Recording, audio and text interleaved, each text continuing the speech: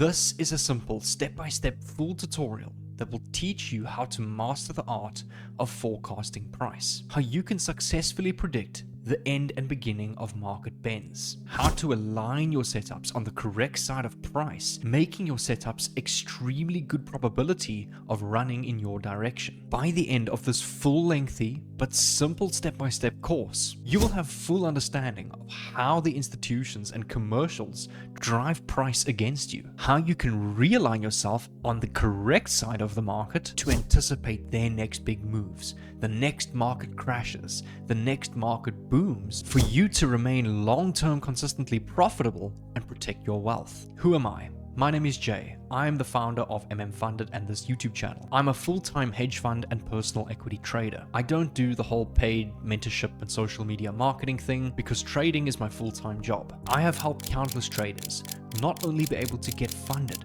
but to be able to maintain consistent payouts on their account. The way that I've structured this video to make it super easily understandable for you is in 4 separate components. Our COT reports, which is going to give you the exact net positions that commercials, institutions, and retail traders are currently and exactly in price to use to your advantage to predict those next moves. Secondly, we'll be going over market valuation against the economic powerhouse of the world, being the gold market, US Treasury bond interest rates, and the DXY US dollar. And thirdly, true seasonality, repeating cycles and events in price that you can use to predict the future of price. And finally, aligning a simple technical rule-based model that I use on the physical charts to align with this fundamental bias. With that being said, I'm not going to waste any time.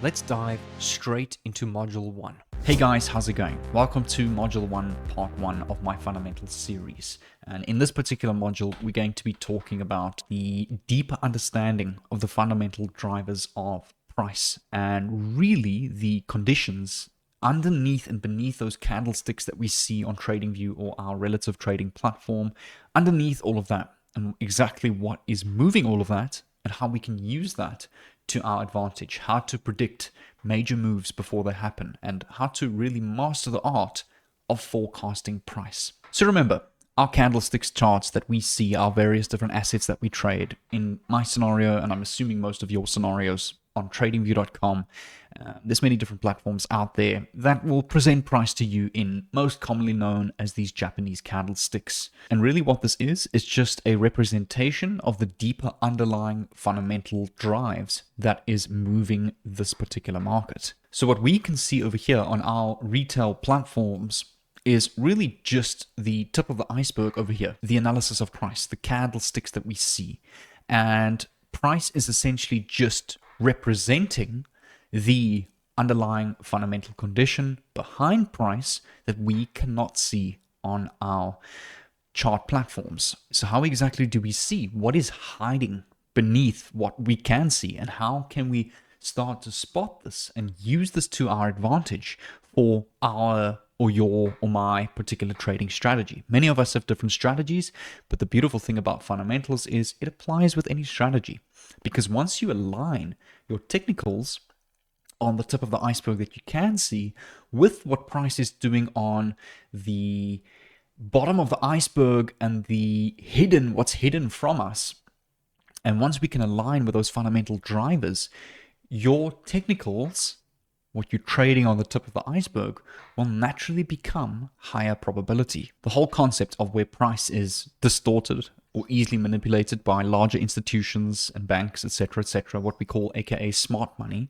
is a very true concept. What is perceived as low in the market can always go lower, or what can always be perceived as the end of a bullish run could always end up going higher. And just because we can identify an uptrend on the candlesticks that we see, it doesn't mean that price is in an uptrend, and vice versa for a downtrend. Just because those candlesticks are going bearish and printing a downtrend, it doesn't mean price is overall bearish. To put that in simple terms, if we see our candlesticks going bullish and we think price is in a bullish trend, it does not mean we must just buy. And vice versa, if price is in a bearish trend, what we're seeing lower lows on our charts, the tip of the iceberg, doesn't mean we should just sell, because that doesn't mean price is necessarily bearish. And I'm pretty sure that you and I wish it was that easy, but unfortunately, that's not how it works. So we need more than just a comprehensive understanding of what price is doing on the candlestick charts in front of us in order for us to predict or try and predict where price is going to move. Because as I understand, and that's what you're going to learn throughout this entire series, is that price, and when I talk about price, what we're seeing here does not drive price, but instead, and in fact, is the fundamental drivers beneath this iceberg that we cannot see that determines the condition and the drive of price and where price is going to move next. This underlying iceberg is what most traders lack. This is what they don't see. So therefore, when they're trading their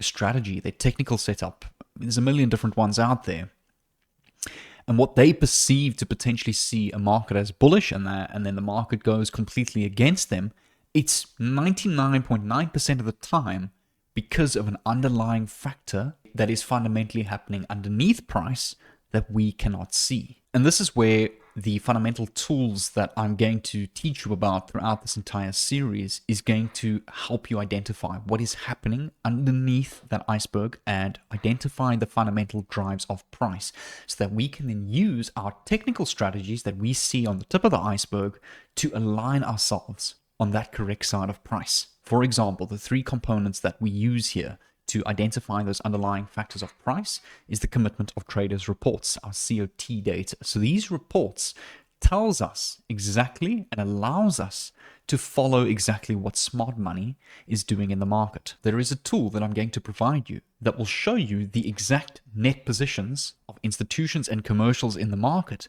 which we can then use to know the current trend of price.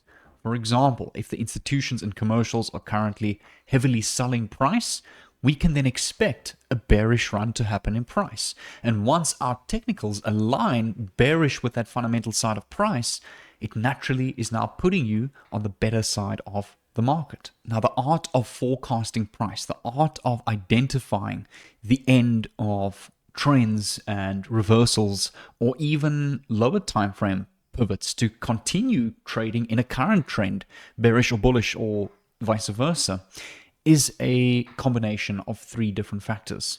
And like I've kind of pointed out over here, three different segments of that underlying iceberg is the commitment of traders reports, market valuation, which we can use cross-market conditions to help us understand whether a market is under or overvalued.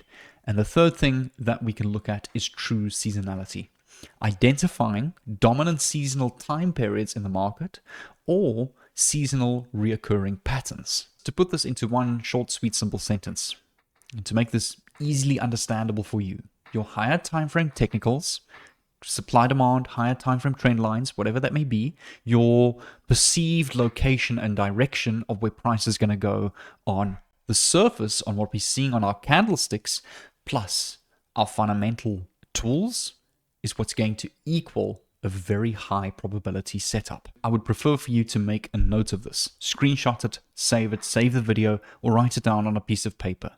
Your technicals plus the fundamental drives of price is what's going to equal the most high probability setups. In this specific module today, we're going to be focusing on the commitment of traders reports, the COT data. Now, in short and easy layman's terms, much like people all over the world that earn an income have to declare that income to their government regulator. In the US, it's IRS. South Africa, it's SARS. And much like we have to declare our earnings and pay tax, the institutions of price, banks, Wall Street guys, you name it, there's millions out there, they have to submit what they're doing on a weekly basis, the exact positions, how much they're selling, how much they're buying on each and every market that they are trading, to the CFTC.gov website, which is the American regulator of the commitment of trader reports that regulates these institutions. Us as retail traders can publicly see exactly what they're doing. And this is what we're going to cover today. How we can visually read these reports and use this to our advantage with our technical analysis. However, I'm going to cover the multiple components of the COT reports in 3 separate videos, because essentially there are 3 separate participants that are listed in the COT reports. And in today's video, we're going to be focusing on the first one. In tomorrow's video, we'll focus on the second one and continue with the third video, which will focus on the third participant. Fourth video next week, Wednesday, we'll focus on valuation. Fifth video will focus on true seasonality on Thursday. Then Friday, I'll release a final video putting everything together with our technicals as well, and identifying all of these fundamentals and how to use them on your charts in front of us to form the best probability setups for price based on what you've learned in this series. In the Commitment of Traders reports, we're going to speak about the commercials, our users and producers. So these are the large traders in price. Our non-commercials, which are our institutional guys, fund managers and any other large traders, could be banks, investment firms, etc. And then our non-reportable guys, which is essentially our retail traders, the individual smaller traders like you and me around the world, and smaller investment firms that are not actually listed on the COT reports. That's why they are called non-reportable, because whatever's left over and whatever remaining positions are left over after all the reports have been submitted is what the retail guys are doing. In my opinion, the most important fundamental driver of price and the most important thing that you can look for as a trader is the Commitment of Traders reports, as this is not a forecast, it's not an indicator based on past market price action that's delayed.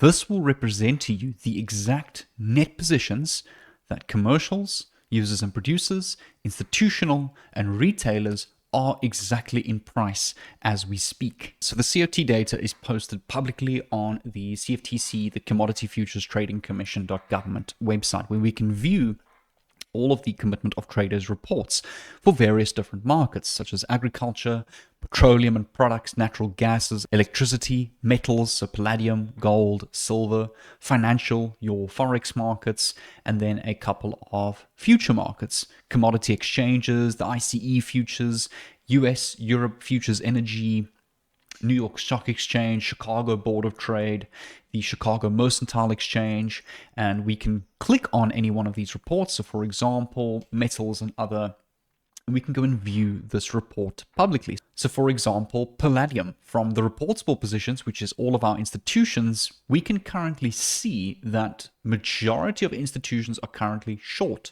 on this market, with also a large percentage long on palladium as well. Retail currently majority long on price. And if we scroll down, we can see platinum, silver, gold, XAUSD, micro gold futures, copper, cobalt, lithium hydroxide, aluminum, steel, coil steel, lumber, ICE futures energy, and this is all public for you and me to view exactly what these guys are doing in their selective categories, are doing in price. And we can now use this to our advantage to line up our technical trades with this super valuable information. Let's talk a little bit about the commercials, our users and producers separately as a separate component from the COT reports. Their strengths, their weaknesses, their characteristics, and specifically how they make their money in the market and how we can use that to our advantage as a retail trader. Our commercials, aka our users and producers, are the guys that will buy at lower prices, they will buy into weakness, and they will sell higher prices. They will sell into strength. Let's put this into a realistic practical example. Let's say I'm a large commercial guy, I'm a user and producer, and I have a large storage that stores a lot of gold in this particular facility. Could be my garage or a storage unit. Let's just say I have a lot of supply of gold stored in this particular place. And let's say my break-even point of selling all of this gold is $1,000. And let's assume the contract prices of gold goes from $1,000 to $1,200. What am I going to do as a commercial speculator in price? Well, I'm going to sell all of my gold at a higher price to facilitate my business and to make a profit. And the next day it goes to $1,300. I'm going to sell even more of my gold to make more of a profit, and so forth and so forth. Let's say it goes to 1,500, then 2,000. I'm only going to sell more and more of my gold to keep making more of a profit. And this is their key characteristic. They buy into weakness, and they buy at the lowest prices possible, and they sell at the highest prices possible at strength to make money in their business and to facilitate the profits of their business. And they are not speculators in the market like you and I. They facilitate their business in the market. They're here to run a business and to make money. Like a conventional business, they buy a product at cost price, put a markup, and sell it at more expensive prices to make an overall profit. And for me, these guys are the most important guys in the markets to pay attention to when looking at executing a position on this particular or any particular asset. They are the biggest and the smartest players in the market because their business relies on their staff to buy and sell at the most advantageous prices to ultimately make the best profit possible. So let's go and translate what they're busy doing on this particular tool with what's happening in price. So I can already see that when our commercials, users, and producers are at extreme buying highs, we can anticipate larger bullish runs in price. When users and producers are selling prices at their most expensive prices possible, we can expect those bearish runs in price, and vice versa. From this bearish run up top here, this market high, they were busy buying while selling off Euro Ord at their most expensive prices, rebuying price at cheaper prices. And when they get to that buying peak, we can expect those bullish runs in price. You must remember, although it seems like they're perhaps doing the wrong thing at the wrong time, maybe the market is at an all-time high and they're busy selling, it's not actually the case here. It's in fact the complete opposite. So like I explained, and if I follow through here, when we see the commercials at peak buying power at their highest points, more times than not, 9 times out of 10, we will see price at their lowest points, at the most bearish points, where we can then anticipate the strong buying power that is coming in from the commercials to start kicking in. Okay, and if I mark this out, over here, we had a peak selling point. That kicked in. Peak buying point, buying power kicked in. Over here, peak selling point, selling power kicked in. Peak buying point, buying power kicked in. Peak selling point, selling power kicked in. If we correlate this and translate this to today, to live price, we can see that the commercials, users, and producers are currently at a peak selling point, selling this market at cheaper prices. So we can now use the idea of what they're doing to catch onto this potential bearish run. And once we see they start to peak at buying prices, we can use this to start the next idea of a bullish run, to drive their cheap purchasing power to more expensive prices. Why? So that they can facilitate their business and that they can make an overall profit. So therefore this makes sense. When price is currently going bullish, we will see the commercials selling into the strength, because what they want to do is they want to collect up their sell positions, sell, and sell prices at the most expensive prices possible to see that bearish run and then start buying at the cheapest prices possible. So when price is going bearish, you will start seeing the commercials racking up on those buying positions. So again, if we just mark this out right here from 18th of November to 14th April, commercials were just bearish, but the overall market has gone bullish. And in July to December last year, commercials were bullish, but price was going bearish. And eventually all of this buying power has now kicked in because they've been buying at the cheapest prices possible.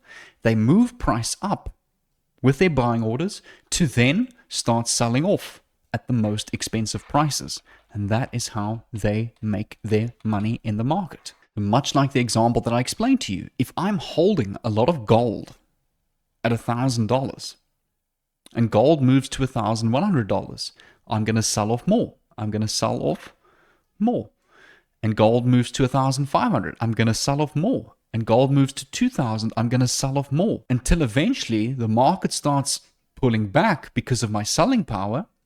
When we get to those cheaper prices, let's say gold now is at 1,000, back to 1,300, I'm going to buy.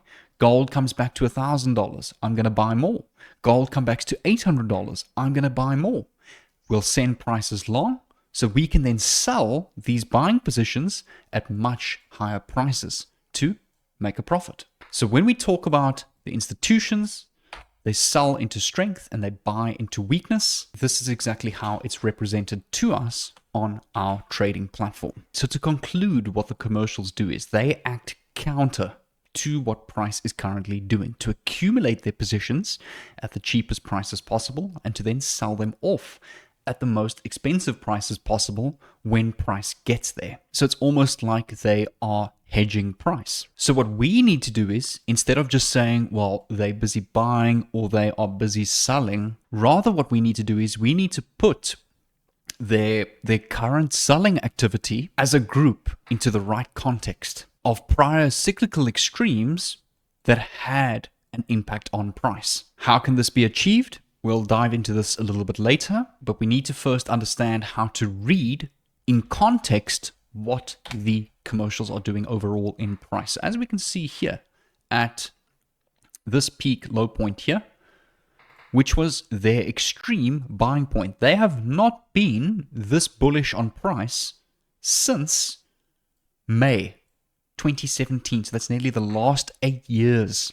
So this is an 8-year record buying power high from the commercials, which is why we saw at this point such a strong bullish run, because that buying power needs to kick into price for all of the positions they've been accumulating cheaply to now sell off at more expensive prices, which is now where today they are extreme selling prices. They have not been this bearish since April last year. So this is a 1-year record low where we can anticipate a bit of that bearish run, where they will now look to sell off their positions that they bought cheaply, which is now at an expensive price, which we're not going to dive too much depth into this, which is why my most recent short position, and this was a big confluence factor fundamentally for my short position on price. And we will dive into the end of the series, my technical rules that I use to align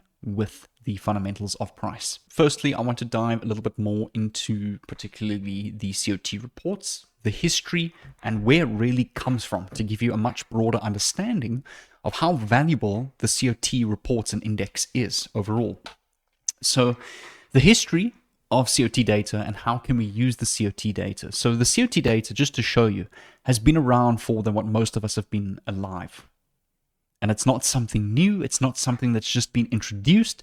It's existed long before computers even existed. Back in the day when institutions traded on pink sheets and slips and manual fax machines, those typewriters, where you pick up the phone and you phone the institution to place your order on a piece of paper and it only gets executed like half an hour later.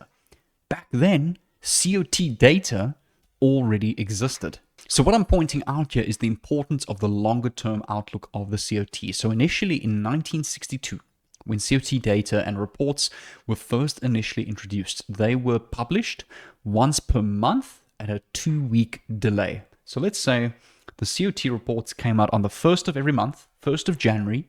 You could only see those reports 2 weeks later on the 14th of January. Next reports were posted on the 1st of February. You could only publicly see those reports on the 14th of February. Then fast forward a bit of time to the 1990s, the COT reports were then updated to twice per month with a 1-week delay. So now we had reports coming out on the 1st of January, which we could see on the 7th. And then the next set of reports were posted on the 14th of January, which we could see on the 21st. And fast forward today, where we have the biggest advantage today, is once per week with a 3-day delay. So every Friday, the COT reports are posted. We can only see them on Tuesdays. So essentially today, every 10 days, including the weekend, Monday till Sunday, 7 days, next Monday and the next Tuesday, we will then be able to see the next set of COT data of what the institutions, commercials, and retail were doing on those particular pairs for that week, and potentially what positions they have been accumulating or selling off during that trading week. The most important point that I'm pointing out here is that the COT data has not just become relevant today. It's been relevant for generations before both you and I. And back in the day, traders that understood these reports stood in a very powerful position in their trading journey and their trading strategy. So even back in 1962, when the reports came out once a month, traders back then were still forced to remain extremely focused in extreme long position entries, because obviously they have much longer time frame now before the next report comes out. So back then it took them a lot longer with a much bigger delay to essentially align themselves with what the institutions are doing in the COT. Whereas today, we have a much bigger and better advantage at once per week. With just a 3-day delay, we can catch onto their trends much earlier and quicker before it even happens. Throughout the history of the COT data reports, back in 1962, what most traders would do is, because there was such a delay and lag between the release of these reports, back then they would try and predict the higher time frame extremes or the end of swing market highs and lows. But today, with much less of a lag, with the reports now only having a 3-day delay on once a week, we can now use the reports as well to not only predict higher time frame ends of extremes, extreme lows and highs, but also lower time frame highs and lows with the already existing downtrend or uptrend. And this is exactly how we are going to use it, and exactly what you're going to learn by the end of the series, how you can use the COT data to not only predict the end of higher time frame extreme highs or lows, but also existing lower time frame pivots, highs or lows, with the current downtrend or uptrend. If you've watched some of my other videos, you would know that I am very big on rules as a trader. I like having a strategy that is systemized, because you can then prove that strategy through data collection if it's profitable or not, instead of you thinking if it's profitable or letting your emotions decide what to do. We now have rules that decides what we do. And that is exactly what I'm going to show you today, is how we can translate the COT data with rules into our technical strategy. It's our job to put this number and what the commercials are doing into the right context. Meaning, what we want to do is we want to put their buying and selling activities over the past week, months, and even years into the context of what the market is doing right now. So what we'll see in oftentimes on what the commercial traders are doing is when they are busy buying price quite hard, price is actually moving the opposite direction, because that is their objective, to facilitate their business. They're going to keep buying prices as it moves into cheaper prices, to then send off price to sell them off at more expensive prices. If we have a look at the market drop in the beginning of July 2024, just before it happened, about 2 weeks before it happened, we could see that the commercials were at their most extreme selling power ever since 2011. So this high up here reached a 13-year record selling power from commercials, which we can then use the idea of what they're doing here to forecast a much more bearish move in price. So where we are today and how we can use this in context for a potential move on GBP JPY, as price is moving shorter, the commercials are accumulating stronger and stronger buying positions. They have not been this bullish on price since September 2019. So this is a 6-year record buying power position that the commercials are currently in. So sooner or later, within the next couple of weeks or even a few months, we can anticipate a much larger bullish run on GBP JPY. Because we know in order for these guys to facilitate their business and make money, they have to send all of this buying power expensive at some point in order for their business to make a profit, or they're going to lose money. And that's how they operate and how they move the markets to make money in their business, to pay their staff, to operate as a whole. So we know that eventually this buying power has to kick in the markets. Relating this to my particular technical strategy on the 4-hour time frame, seeing the strong buying power from commercials in the last couple of weeks is the reason I've only been long on this market. And my technicals align beautifully with what the idea of the commercials are doing, which was a big confluence factor, obviously with all the fundamentals put together were the reasons for these positions, but this was a very big factor for these positions. So like I mentioned in my earlier example, if I am a user and producer of GBP JPY, and as price is going cheaper, I'm going to want to buy more and more of the GBP versus the Japanese yen, because I know when price goes up, I can sell that off at more expensive prices. And that's why you'll see when price goes bullish, the commercials are going to start selling off those positions. And when they get to extreme selling lows, we can anticipate the markets to go bearish so that they can reaccumulate their buying prices at cheaper prices again. So it's important to understand that the commercials are not buying and selling price. They are accumulating at cheaper prices and then distributing at more expensive prices. If you think about it, like any traditional business that buys a carrot at $2, packages it nicely, accumulates hundreds of them, sends them to the shops and sell them at more expensive prices to make a profit.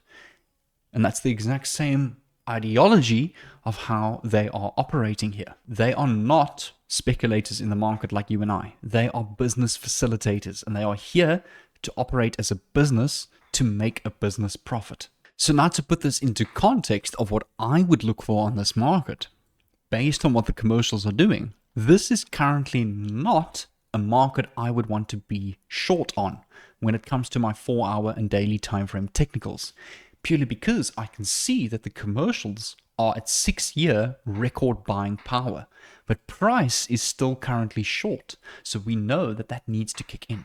So therefore, when I come over to my technical time frame, all I'm looking for then is my technicals to align with the strong buying power coming into price. So remember, the commercials are the guys that buys lower prices into weakness and they sell higher prices into strength. They accumulate and distribute. They don't buy and sell and speculate like we do as retail traders. They facilitate their business. So these are going to be all the guys that have the best analysis on staff. Their business is going to rely on buying and selling at the most advantageous prices, right? And these are the guys that are the most consistent in price, as commercials, to me, are the most important guys in the COT report, especially when they are at an extreme reading relative to historical buying and selling activities. So therefore, my focus in that particular market is then relative based on that. So much like GBP JPY, if I come over to the weekly time frame, because again, the COT reports are only posted once a week, so you can visually represent that best on the weekly time frame, I can see they are at 6-year record buying power highs. So again, knowing that relative to this market, I only really want to, my bias on this market is bullish. Although we're currently bearish, I'm only looking for long positions to stay in alignment with this. A short, sweet, and simple way I like to call these guys is the new trend anticipators. These are the guys we can use to anticipate these market bottoms, the market tops, another market bottom here at peak buying power, peak selling power here, anticipating the end of these market trends. So right now, peak buying power at really a market low, there's only buying power coming in from these guys. So naturally, that is the side of price that I want to be on as a retail trader. But also keep in mind, this is not a timing tool. Although they are super bullish now, it doesn't mean by tomorrow or by Tuesday that this market is 100% going to go bullish. And as I showed you a previous example, when we got to these market lows over here already, only 1 to 3 weeks later, this bearish volume then kicked in. Not tomorrow or the next day, but it's an overall idea that we can use as a bias for price, that we know when they are at extreme selling power and our technicals and our rules start printing bearish setups, that is much higher probability than when they print bullish setups at extreme selling power. Let's take a look at one more example on the CHF JPY pair, the Swiss franc Japanese yen. So what can we currently see here? Well, currently we can see obviously market is in quite a big uptrend. There's a lot of buying power.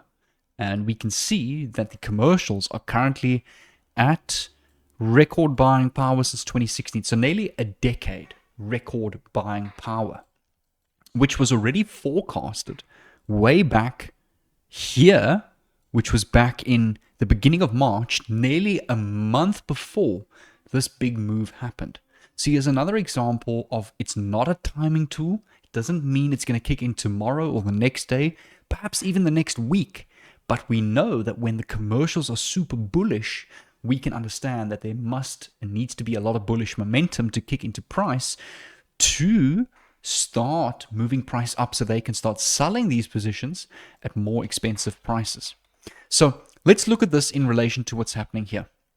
We can see in this weekly demand, commercials were net bullish at a 10-year record high. So we know there's good opportunity for this to kick in here, which then this starts to kick in, but the commercials are still bullish. They're not busy selling off. So that means this still has potential to go bullish even more. And when we start to see this going bearish, we can then start to anticipate the end of this bullish run because the commercials have not accumulated any selling power yet.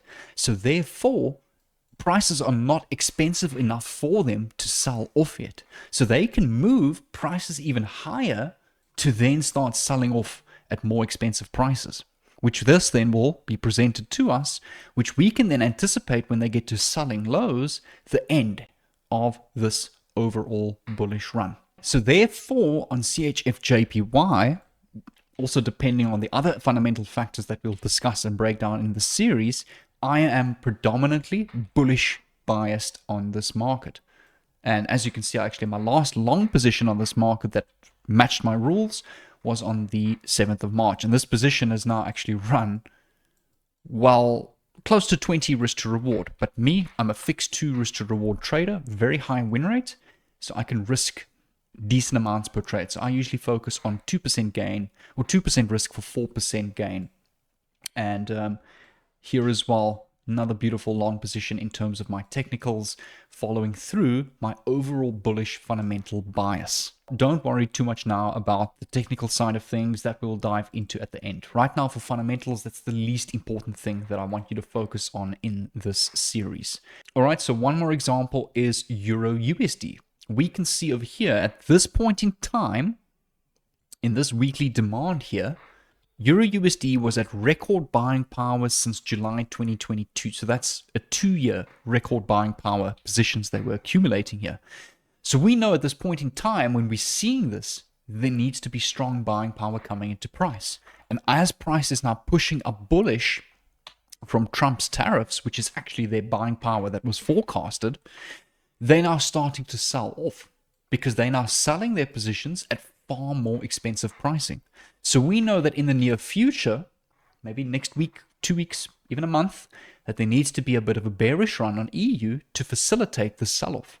And while this is then selling off, you will start to see the commercials reaccumulating, buying positions at cheaper and cheaper prices.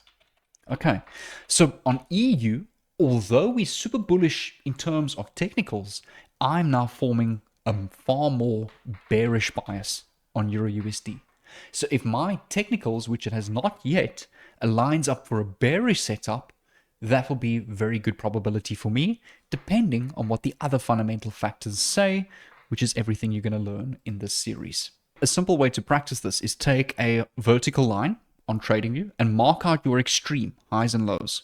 Here's an extreme low, extreme high, extreme high, extreme low, extreme high. All right, extreme high, extreme low, extreme high, extreme selling power low, all the way back to 2010, extreme high, and we can go through this. And you can see here at this extreme high, where this buying power now started kicking in at its peak, it only happened 1, 2, 3, 4, 5, 7 weeks later. So nearly 2 months later only. And that's why this is not a timing tool. It's a forecast and it's a bias tool. So when I'm seeing this, I'm only long on this market. And when my technicals start printing longs, that's when it's all, depending on the other fundamental factors, all systems go ahead for me. Right here was a lot sooner. It happened a lot sooner. So this was a week before it happened. We were at extreme selling lows. That sell-off kicked in. Extreme buying highs, bullish run started to kick in here at the peak. Only about 2 months later, that came into play. Okay? Here, extreme selling lows, where they're starting to sell off price, kicked in 3 weeks later for that bearish run. Extreme buying highs into this weekly demand, extreme bullish run. Extreme selling lows, bearish run. So it's a good way to start practicing and seeing it is just mark out your extremes and pay attention to when they kick in after it's forecasted, just to get an idea and an understanding that this is not a timing tool, it is a forecast and it is a bias tool. So that is why on EU, again, regardless of the fact price is extremely bullish, I'm now predominantly bearish biased on EU because of what the most important institutional category is doing on this market. One more example, XAU, USD, gold. Institutions have not been, or commercials have not been this bearish on price since, I think it's an all-time record selling power. Stronger selling power than the economic crash, stronger selling power than 93. It's record selling power. So what does that mean on gold? Well, let's put it into practice and see in the next month from now. I'm anticipating a bit of a stronger bearish run on gold because institutions are now been selling off this entire leg. They will need to drive prices cheaper to start reaccumulating their buy positions because price is now at the most expensive, at record expensive highs. Institutions are obviously going to look to sell off here, and that will then need to kick into price. And as this is going bearish and they accumulate their longs, when we get to buying peaks is when then I'll be extremely bullish on this market. Basic terms here on gold, this record selling power could lead to a multi-month bearish run. But what we don't know is when it's going to kick in. This is our bias, what we're anticipating, our forecast. But again, we don't know and can't time that. We don't know exactly the day and time it's going to kick in. But we can use our technicals to get a very good idea of the timing for this particular bearish run. Amongst our other fundamental tools, our seasonality, our valuation, what the retail and institutions are doing above the commercials, and then eventually what technicals are doing. And once we have that full story picture together, which is everything you're going to receive in the next week from me, that is what provides the best quality setups. So this is going to lead to my second tool that you can use to get an idea, a better idea of the timing to when the end of this market bend is going to happen, which here I can now compare what the commercials, large speculators, your institutions, and small speculators are doing against each other right now. So it really translates what the commercials are doing separately and what the retail is doing separately into an index against each other. So here I can see, yes, the COT commercials are currently at record selling lows. So what this does is with boundaries and very specific calculations, it kind of translates this into an oscillator, into what they're doing right now. So right now on gold, I can see that they are still buying price more than what they're selling, even though they're at record extreme lows.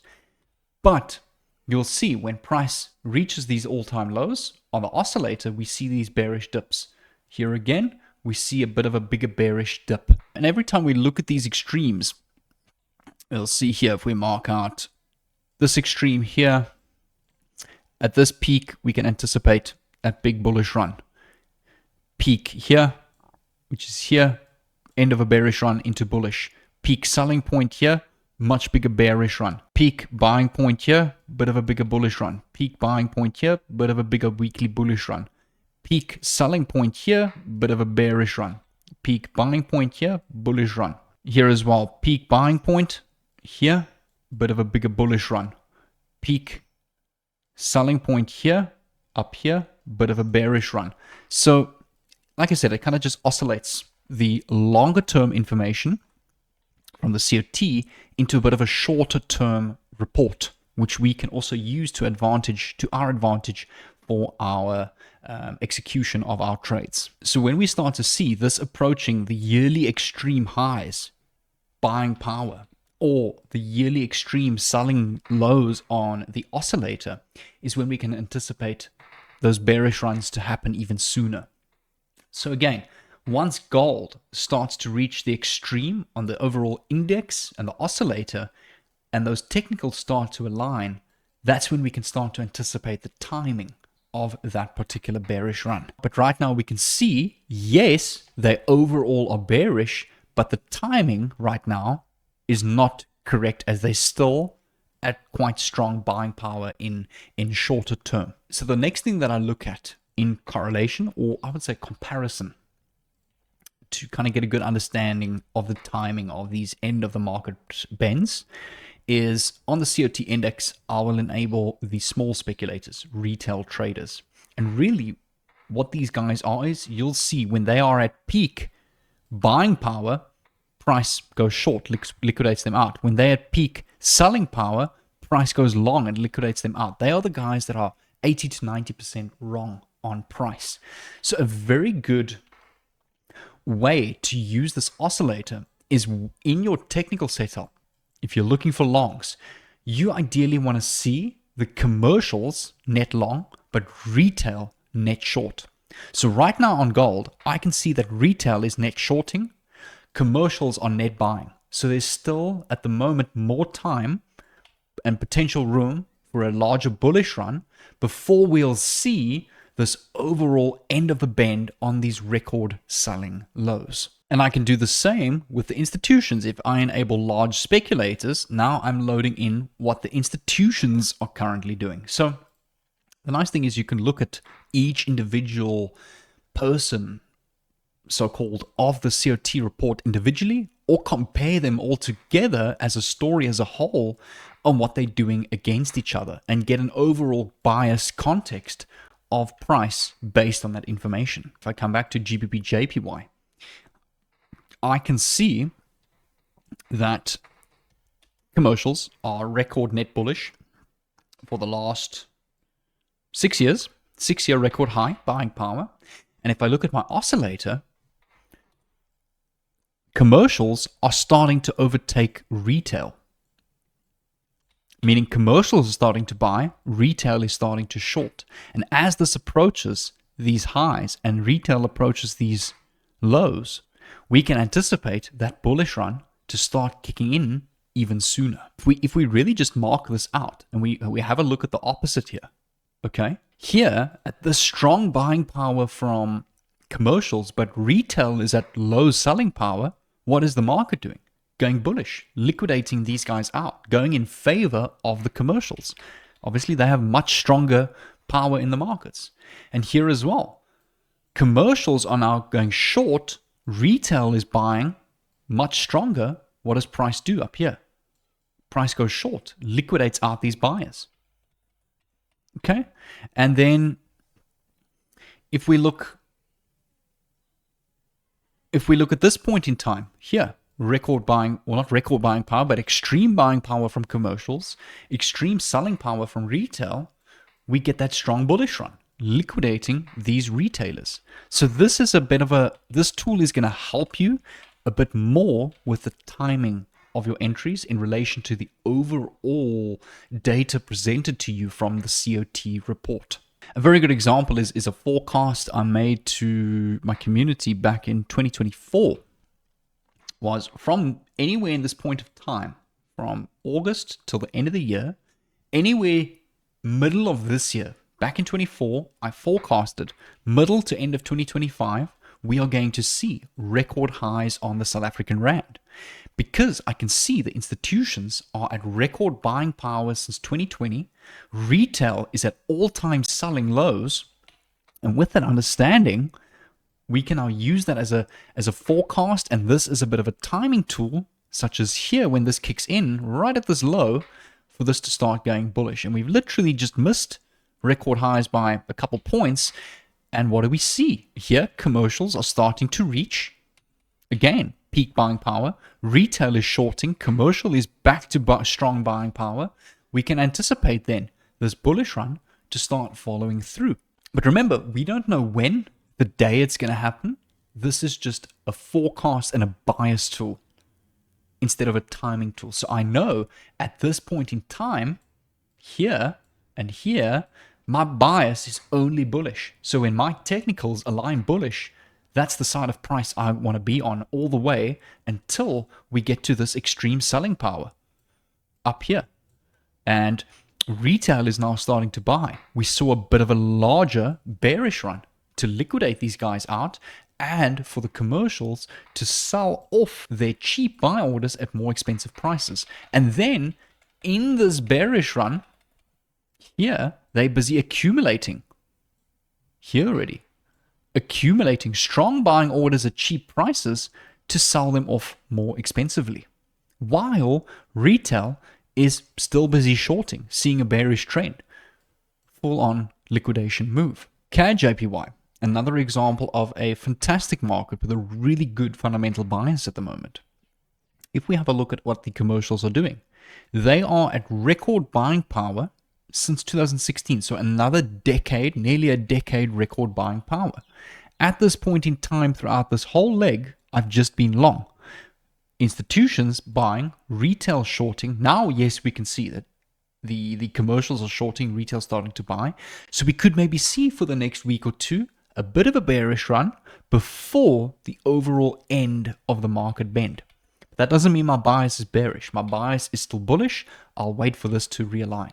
So then on the 4-hour time frame, seeing the commercials at strong buying power in relation to the overall COT index, my bias is long, and I'm looking for longs because I want to align that fundamentally. So when my technicals align, my long setups are naturally going to be higher probability. Here as well was another bigger swing long setup that I had in terms of my technical rules. Keep in mind, when you're trading this way, you are using fundamentals and you're actually trading fundamentals, and you're just using your technicals to time these fundamental entries. So when I say that we don't know when the end of this market bend is going to happen, I can see we're at record buying highs for the last 10 years, but we're still going bearish, so we can anticipate the end of this market bend. We don't know when this is going to happen, but we then use our technicals to start to get an understanding of when this could potentially happen. And also the oscillator will help you with that overall timing. So that's why record highs, commercials, buying power over strong retail selling power. So my long setups in this leg have all been playing out because that's the fundamental bias of price. Now that we're having a bit of a dip, it's time for me to stay out until this realigns. Once this realigns and my technicals start going bullish, it's all systems go ahead for me. Obviously, again, in relation to what the other fundamental factors are doing, which is still what we have to cover. The first step to marking up any chart is first looking at your fundamentals and then hopping onto your technical time frame and looking for setups that align with that. I'll hop on any random market and I'll show you an example of how I would top this down. Let's go to GBP CAD. Firstly, I can see that price is overall bullish trend, right? But the commercials are at a selling peak low up here. right at this low was formed, which was over here. Which is why, since this point of time, I've actually been bearish. Commercials, way back in this weekly candle, in the week of 3rd of March, commercials started selling against the retailers, which is now a bit of a better timing when we can anticipate this bearish run to kick in. So then I know my bias is fundamentally bearish. On the 4-hour time frame, I'm looking for short setups, which was the recent short setup I took on GBP CAD for a 1 to 2, which is now obviously ran way more than that, because I can see this is fundamentally nicely aligned, much better probability of running. So now I know when these bullish setups print, which this was actually a very good bullish setup for me, but completely fundamentally unaligned, it's not a setup I want to be taking because it's not the side of price that I currently want to be on. So really the conclusion of this video is you want to follow smart money. When commercials have been buying a lot and they're at those buying highs, our index firstly will be high and our overall COT reports will also be high. And that will start to set up a nice buy signal for your technicals. And vice versa, when commercials have been selling, like at this point here, which was these peaks here, and this is very bearish, that is a nice sell signal to catch shorts in this area, which I do believe a nice short position did play out here. Let me have a look. Yes, this was the last short position, which we actually traded with my community here back in early January for a 1 to 2R. Because we know there's heavy shorting volume coming in from the commercials at this point in time. So fundamentally, at that time, that's my bias and a nice sell signal for when my technicals print. So the key here is to look at a time frame that commercials usually use to transact business on. That's the weekly. And that's that, which usually varies between 6 months to 3 years. Okay, so I can see here, commercials were shorting since January till April. That's more than close to 3-4 months. So in this whole bullish leg, they were accumulating their shorts. Our oscillator starts to confirm the timing of this. Now that is kicking in. So now we can see the commercials are starting to go long. And as they go more long, and our oscillator confirms this with commercials going long and retail short, we can now anticipate the timing of a bullish market. And then our technicals to just time our entries in alignment with that fundamental bias. I will leave a link in the description to all of my tools. So there's a lot of them. There's obviously the COT reports, the seasonality, valuation, my COT index, and there's a total of about 5 fundamental tools for TradingView that I provide. First, I want you to finish, and obviously that will only be out in the next 6 days, the full series of this. Or if you want to try all of them, obviously you're not going to have a very good understanding of how to use them just looking at them as is. In the beginning, it can look messy like a RSI or like a stochastic, but once you know what you're looking for, it becomes simple. And it's super, super valuable information. I will leave them in the description below, as well as a free invite link to my Discord community where I document my public track record. I share my trades that I take as well. It's all, the community is free access. It's not like a subscription or a lifetime mentorship thing. MMFunded community has been my sanctuary for the last couple of years now, where I really just document my own progress. All right, guys. We'll see you tomorrow for part 2 of module 1 of the COT reports. And tomorrow we'll dive into retail side of the COT reports. Take care. I'll see you tomorrow. Good morning, everybody. Welcome to part 2, which is the retailers, our non-reportables of the market. And surprisingly not, these guys are just as important as the commercials. And there's a very small little gem that I use to see the correlation between the two to predict the next market highs and lows.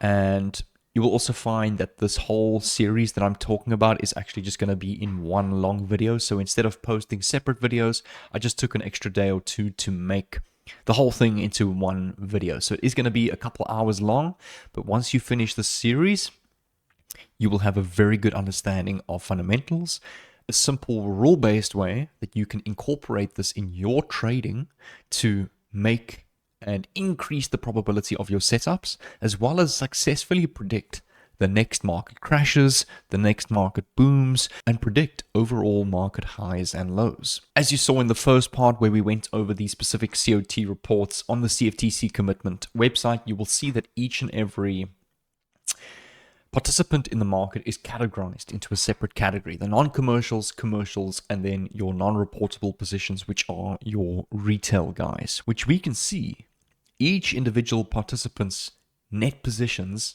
in this current market, which is huge valuable information for us. So let's begin with the retail guys. Who are they? What are their characteristics? And how can we use them to flip? So let's start off with the retail, the non-reportable guys. Who are they? Their characteristics, and how can we use them to make a profit? Well, firstly, the retail guys are pretty much the opposite of the commercial guys. They are the quote-unquote dumbest players in the market. They are small speculators. You and I fall under this category. Not that we are dumb traders, but when we trade a specific market, any orders that we place goes into the non-reportable positions. So it's kind of just what's left over after the non-commercials and the commercials have been already trading. Whatever's left over in the market is obviously the smaller guys. And the retailer guys are the guys that follow the direction of price. So really, when price is going bullish, you will see retail going bullish. When you see price going bearish, you will see retail going bearish. So really what this means is they're often on the wrong side of price, because when they are at extreme buying highs is what leads to tops in the markets. When they are at extreme selling lows, this is what leads to bottoms in the market. Another extreme buying high led to another top in the market. Bit of a range, but even here, this little market bottom here led to a strong 3-week bullish rally. Here, another extreme buying high led to a market top. Extreme selling low led to a market bottom. Strong bullish rally. Extreme buying high led to the next market rally and the next market high. If we look at where we are today, this is the USD JPY. Let me bring it up here. The USD JPY inverted futures chart. This is the inverted USD JPY futures chart. So basically the JPY USD futures. And it is the exact inverse opposite of USD JPY. And even if we look at where we are today, we're coming into a beautiful weekly area of supply.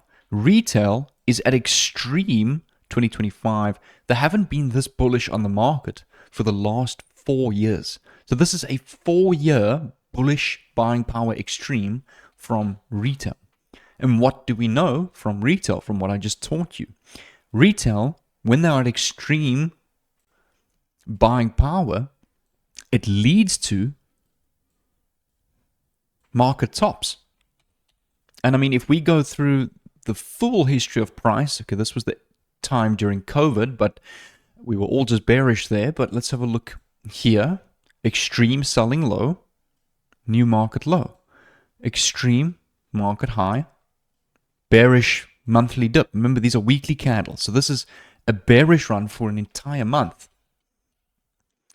Extreme market high, bearish run for 2 months. Even extreme buying power, that was the last high of the market for the last 4 years. And extreme buying power, bearish run for a good year. Market low, extreme selling lows, bullish run. Extreme buying highs, bearish run. Extreme selling lows, strong bullish run. Extreme buying highs, bearish run. And it happens every single time you see these guys at super strong buying power tops and the opposite, and at super weak selling power bottoms when they're at their weakness. Price goes and forms against them in the opposite direction and creates those market lows. Extreme selling lows, next market low. Super big bullish run. So now we can start to see exactly how the institutions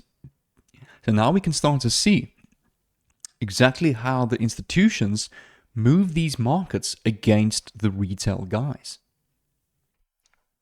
Now, us as traders that know this information, this is a huge, huge advantage for us. So how exactly are we going to use these guys in relation to the commercials? And how can we use or identify what retail is doing compared to the commercials? Well, there's two ways that we can use retail here. We can either align or use divergence with the commercials. 3-year extremes, highs and lows, are far better than 6-month extremes. Or standalone if the retail or commercial is at a historical buying or selling power. So what do I mean by historical? Well, if I come over to the gold market on XAUSD, let's use futures. Let me just quickly enable my commercial guys. I enable my COT index. So the index is like an oscillator that compares what the retail institutions and commercials are doing against each other. So we can see here, let me just remove retail. We obviously know retail is at a 4-year buying extreme. And if we can see on the commercials here, let me add my users and producers script. And I've just added my users and producers, which is my commercial script, and then my retail script here. I can see that the commercial guys, if we follow all the way back from this low, this is currently record.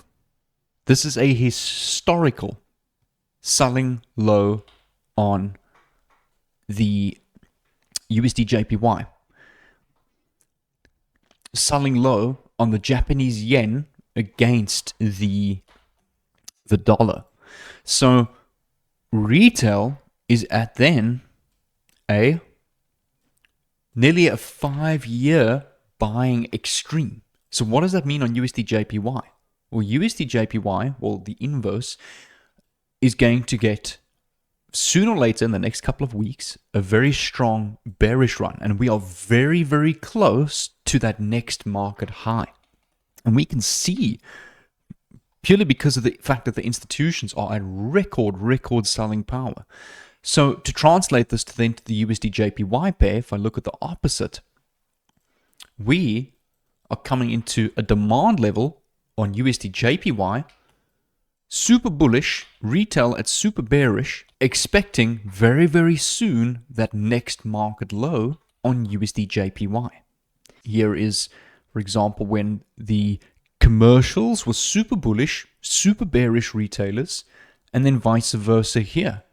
Super bearish super bearish commercials, super bullish retailers. And when you see this divergence or alignment between the two, this is what we can use to predict those next market highs and lows. Here, for example, super bearish, bearish low, super bullish, net bullish. That was the next market high. Up here, super bearish commercials. This was a 3-year selling extreme from commercials and a 3-year buying power high from the retailers. And that 3-year extreme, how we mark that out is just use a horizontal line, mark out the point and look to the left. The last time they were this bearish was in the beginning of 2021, and we are now in 2025. So that's actually a 4-year buying power extreme. Now, a simple note that you can use here, anything 3-year extreme or more is much higher probability for a much bigger move for you to potentially profit on. 6 months extremes, so for example, if we look at this 6-month extreme here, this was January 2024. The last time they were this bearish was in mid 2023. So basically 7-month extreme here, and they were at also a 6-month extreme, bit of a smaller bearish run. Here as well, super bearish, 24th of March back to Jan. So this was a 3-month extreme. Here in terms of this bullish high and selling low, we can see here they were at also a 6-month extreme, and retail was only at a 4-month extreme. So much smaller bullish run, only a bullish run for about 3-4 weeks, not the end of the market low kind of thing. So what the oscillator does, my COT index, if I hide these two, it kind of shows and takes that information and represents to you what the retail and commercials are doing right now in a much more kind of RSI crossover type looking tool. So I can see right here, right now, if I put a blue line here where we are at current price, COT, the commercials are more bearish. The commercials are at 120% selling power on the oscillator, and I can see this by just enabling this to be yellow. And yellow, the lower extreme, just make this thick. And I can see they are currently at this extreme minus 120% selling power. And let's have a look at what happened to price every time they were there. Here, was it this market high? Buying power, here and here, was this market low, here and here. Extreme bullish rally. Selling power at about minus 110%. Extreme selling power. Here, above the 80% threshold. Extreme buying power. Up here as well. Basically minus 100% selling power. Extreme bearish run. If we look up here, extreme minus 120%. This whole leg up, building up into the supply. Huge sell-off, huge sell-off. Okay, extreme buying power here, big monthly bullish run. More buying power here, big 3-month bullish run. More extreme buying power here, strong monthly bullish run. Now, the reason why we were still bearish here and why these were not the market lows is because it's all in relation as well to their overall net positions. The main thing that I want you to take in mind from the retail versus the commercials, remember, this is not a timing tool. So for example, at this point here where we were at extreme buying power, retail was still buying. But as soon as retail got short, extreme buying power, this only kicked in 1, 2, 3, 4, 5, 6 weeks later. Okay? But where the oscillator will help you time this is instead of just the reports, because we can see the reports were super bullish here, but that only kicked in 7 weeks later. Now the oscillator is going to help you time this a bit better, not always to the T. And we can see here that the commercials went super bullish again, but this time retail was super bearish. Whereas here, both commercials and retail was super bullish. So the commercial guys are like, not yet. We need to get these guys bearish. Let's dump the market a bit more. They start selling, and what do? Start accumulating buying positions at cheaper prices. Retail is as short as they ever been. Boom. Sell off price, liquidate these guys out, sell off all their cheap positions at expensive prices. And same thing up here, where the index is going to help you time this is we can see we were extreme bearish, but retail was extremely bullish. And it happened virtually the next week and a half. So it was timed much better. So now, as soon as your technicals, maybe on the 4-hour or the lower time frame, start going bearish in alignment with your fundamentals, that is the side of price that you want to be on. Very similarly, up here, we can see we had strong buying power from retail above the 80% threshold, commercials, strong selling power at about the 100% threshold at the bottom, extreme, huge sell-off. Here as well, strong selling power, strong buying power, sell-off. Okay, here we can see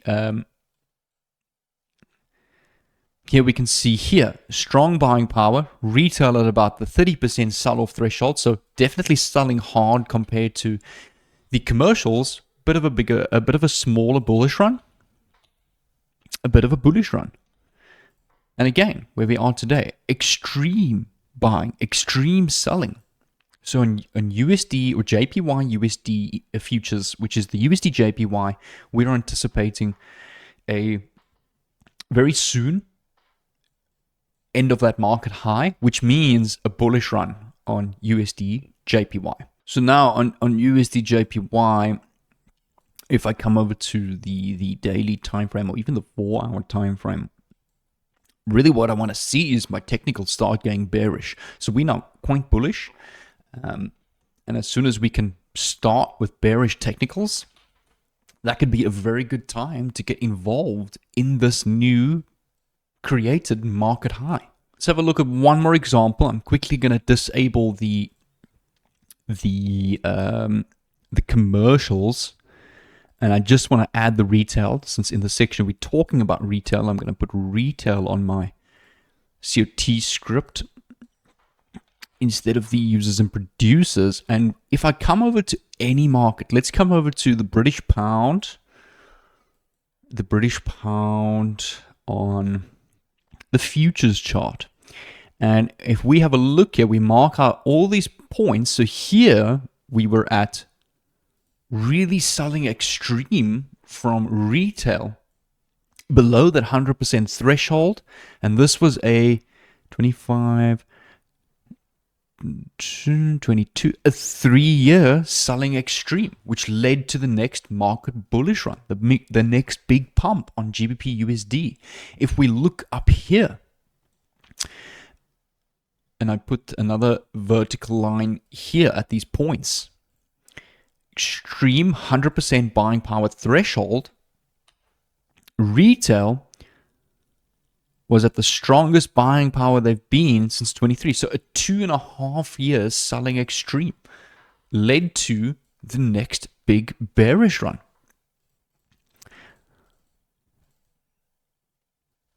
And we can keep going back and forth here. This was again, a 2-year extreme, 100% threshold, big bullish run. And we can see over here that we started entering this dip about 3 weeks prior to it happened, but the oscillator just helped you time this and got to the 100% extreme virtually in the same week. So it just, what this index is going to do with your reports is help you time these entries just a little bit better. And let's keep going back here on here as well. This was a 1-year extreme, 100% on the threshold, super bearish, price goes against them bullish. Here as well, we can see that at tops here, but look at your oscillator at this time, not quite yet at the threshold, but as soon as they reach that selling power threshold, that dump comes into the market. So this would have helped you prevented shorting price here in this period of December to February, and then you could have got involved in end of February when the move actually happened, where the oscillator helped you time that. Okay, here as well, super. This was a 2023 to 2021, a 2-year bullish extreme, bullish threshold, and the next market dump, that market high happened. If we have a look over here, right here and here, this was a 2022 to 2013, a 10-year selling power extreme. Threshold at the real yellow 125% extreme. What ends up happening is we know at this point in time, as soon as we see this starting to reach the 120%, next big end of the swing market low. And the market hasn't been here for the last 2 years. So this was the lowest point in the market in 2 years. And we can use retail as an idea of when these swing points will happen. And if I add back my commercials, we can see at this time they were super bullish above the 100% threshold.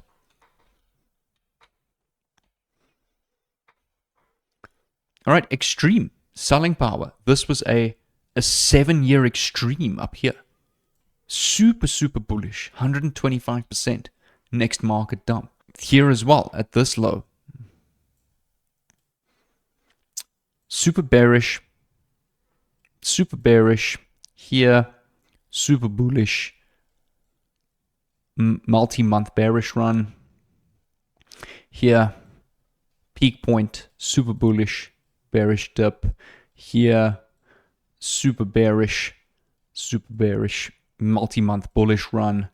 And you will just see that retail is 95% of the time on the wrong side of price. And we can use this fundamental information in relation and in interplay to what the commercials are doing to identify these next bullish and bearish runs. So let's have a look at gold, what the retail is busy doing. So I can see that retail is also now going super bullish. Retail is at a 2-year buying extreme, oscillators at 105%. So sooner or later in gold, in the next couple of weeks, we can expect a multi-week bearish pullback like we had here at this extreme. But now we're even more extreme. We could see even a larger pullback and a bit of a bearish run on gold before we go bullish.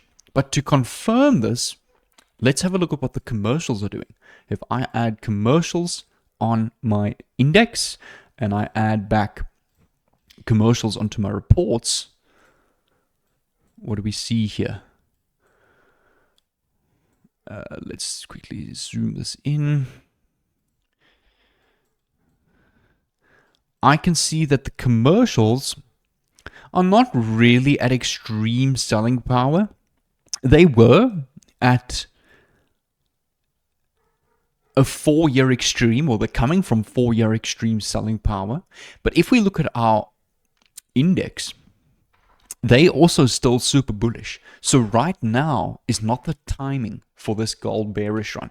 It will happen, but not right now. It will still be a while. As soon as we see our index and those commercials within the next 3 to 4 weeks get below the 20% threshold, now we can start to anticipate the timing of that bearish run. To put this into perspective, when we see, specifically talking about retail now, when we see retail, if I come back to, let's just come back to CHF, the USD CHF pair. Let's add retail back. When we see these guys super net bearish, for example, this was a 6-year selling extreme. We ideally don't want to be short on this market. We can see they reached the 125% threshold in this weekly demand. And this was the huge bullish pump that was forecasted before Trump's tariffs. And if I add the commercials,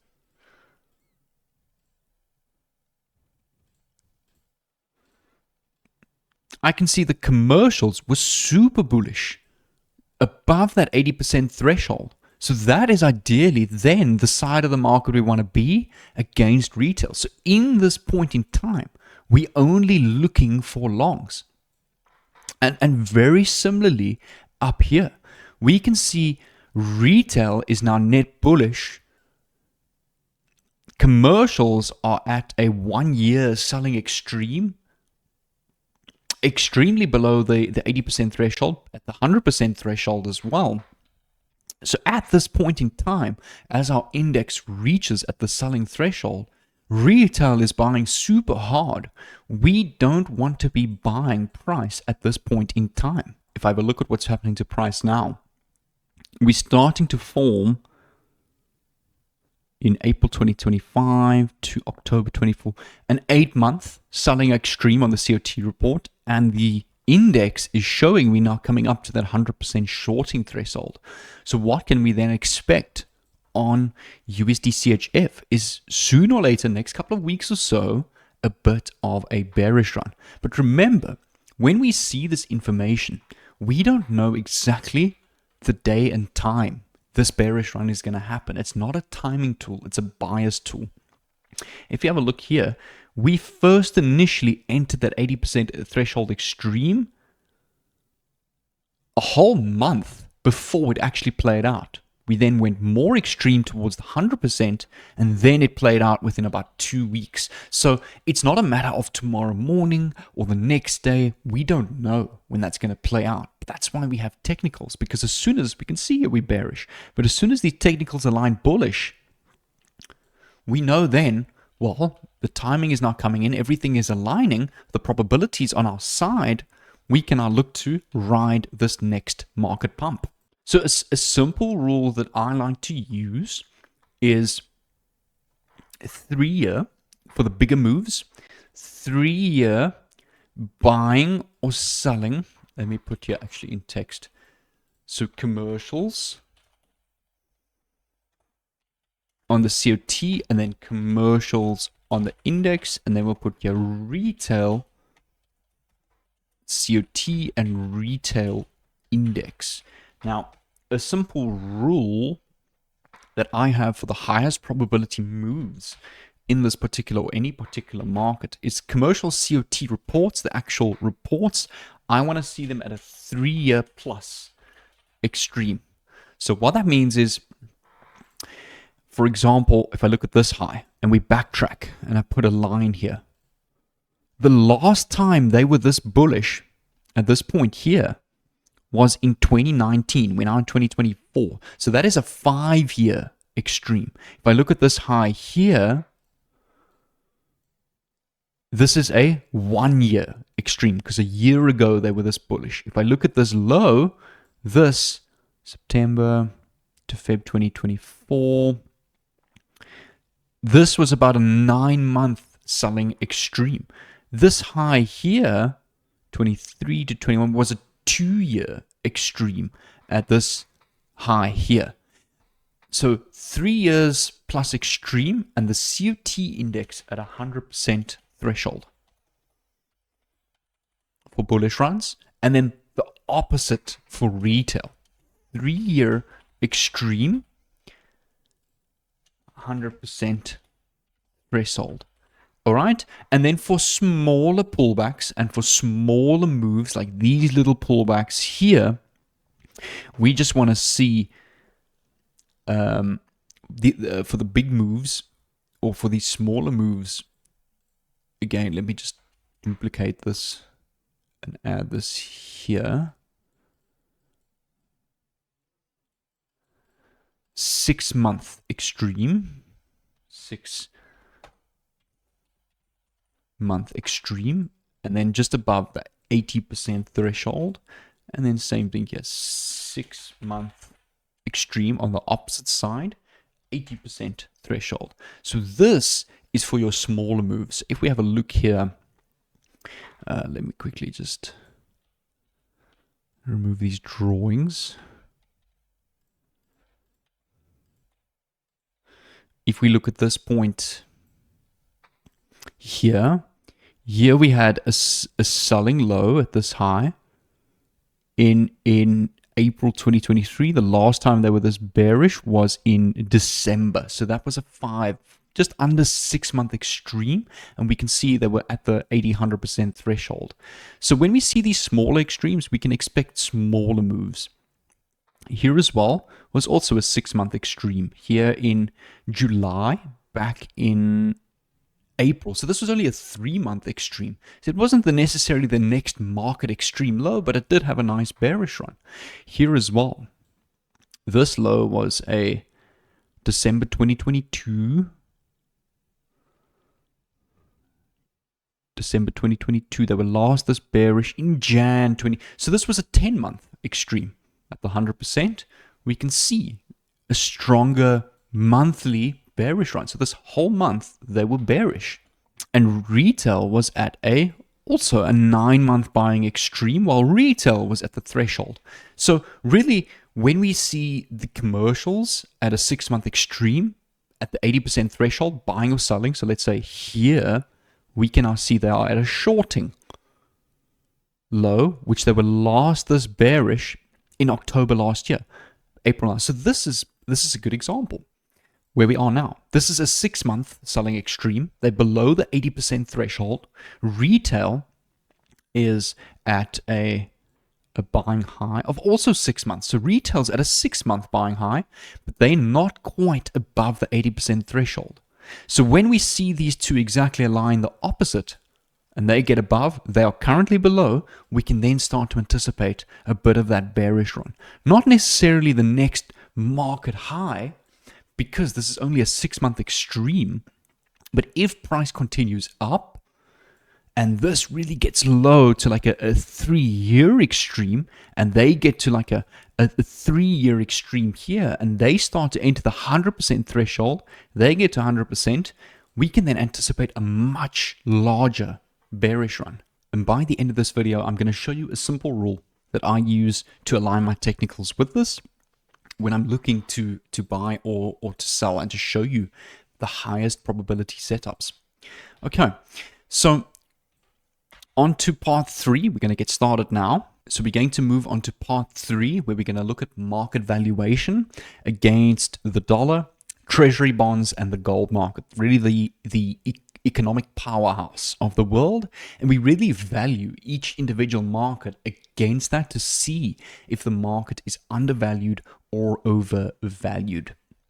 And by the end of the series, in the same video, I'm going to show you a simple rule that I use to align all of this with my highest probability technical setups, and then how you can backtest yourself and start to formulate a really nicely profitable long-term edge for yourself. On to part 3. I'll see you now. Welcome to part 3. The third and final participant of the COT reports, our non-commercials or institutional guys. Now, these are the guys that are really commodity funds, banks, Old Mutual, investment firms, who are long-term speculators in the game. They are very contrary to the commercials. So they buy into strength and they sell into weakness. So they speculate and are trend followers. When you see them at extreme buying points, which often leads to the tops of markets, and when we see them at extreme selling points, which leads to the bottoms of markets, they are ultimately trend followers. Very similarly to retail, but they have a completely different objective to retail, which is what makes them different and profitable. How we look at the commercials is completely different to how we look at retail, because of how different their objective is and how different to what they're doing in the markets compared to what retail is doing. What they'll do is, if they, you can see here, they're getting super bullish, right? Just following this trend. They will start to buy, let's say 50 contracts, and as price goes up more, they will buy more contracts, and as price goes up more, they'll buy even more contracts. Eventually, until they get to a top where they're out of buying power, they've profited from all their buys, they will then start to sell. Yeah, they will sell 50 contracts as they're getting more bearish, sell 50 contracts, and sell more and more until they start getting bullish in this leg here, where now they're loading up buys, which is then essentially what kicked into price, where at this point as well, the commercials were also buying. And then all that the institutional guys do is they just follow the trend, starting to buy with the commercial guys, loading up more contracts, more and more contracts, more and more contracts, until they're out of buying power. They will start to sell off contracts and then create and follow that bearish trend. If I pop up the same USD or JPY USD futures chart, we can see when they get to selling lows, it often leads to the end of market runs and creates the next market low or high. So really what they were doing here was, throughout this whole bearish run, they just following the trend, shorting off price, loading up contracts, making a profit on their shorts. They then exhaust on selling power and start to buy, and loading up contracts, following the trend, and as soon as they get to a peak, which was a 6-month bullish run peak, they start to then sell off their contracts and then follow the bearish trend. And they follow it through all the way. All the way. Here was a bit of buying power, which kicked in here. So yeah, they followed this trend for a good 3 months and then started to sell off again and follow the trend, follow the trend.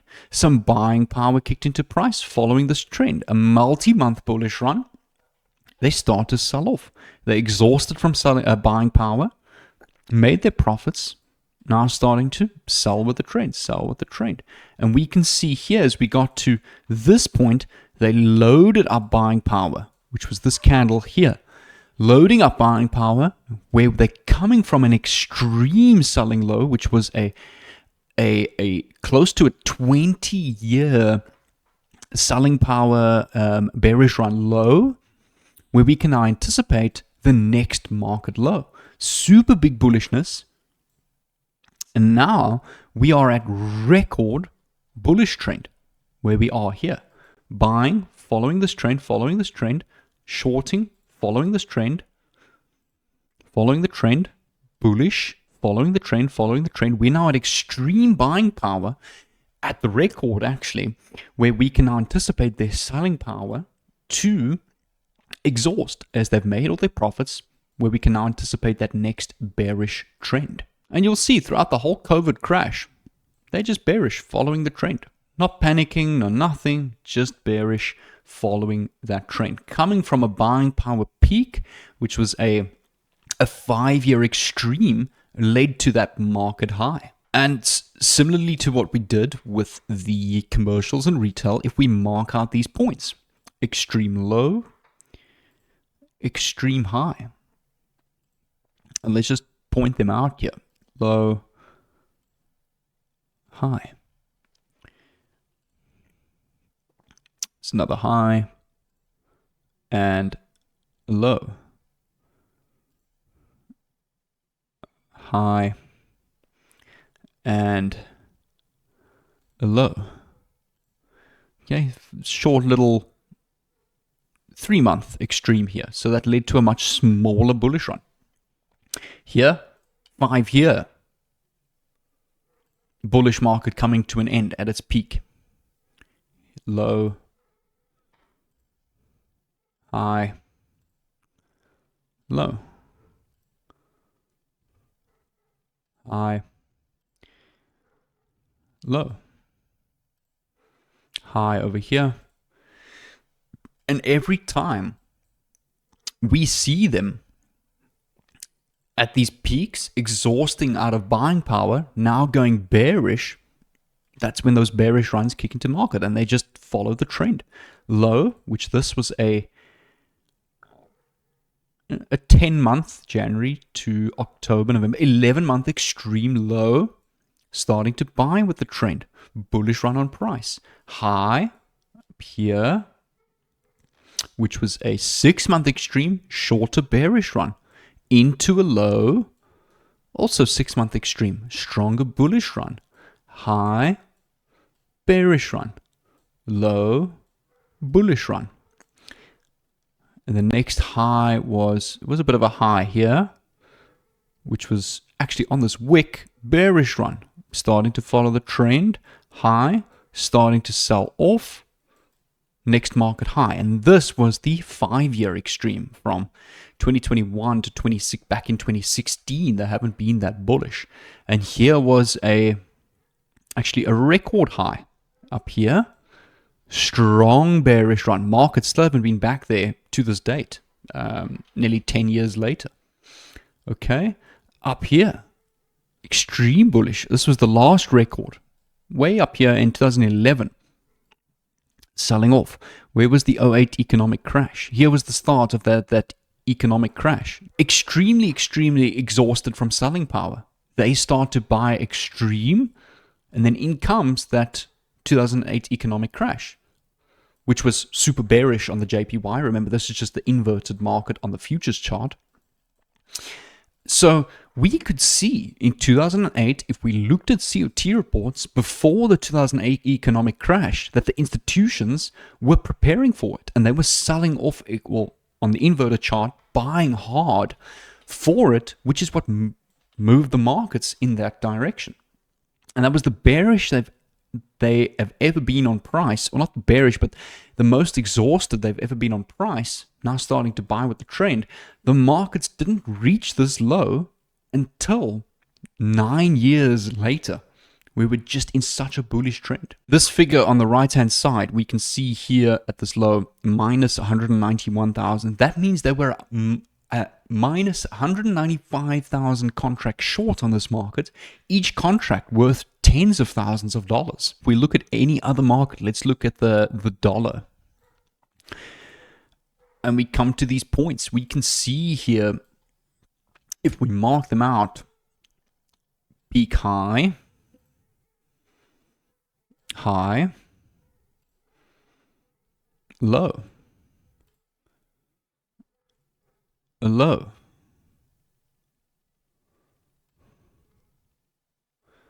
a high, a low, extreme record high up here. Not record, but they haven't been this bullish. 2022 to 5-year extreme.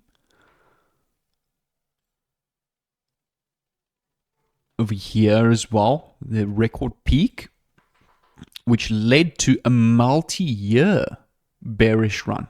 Okay, and we can see that at these points here, low, at the lows, low, low, low, low.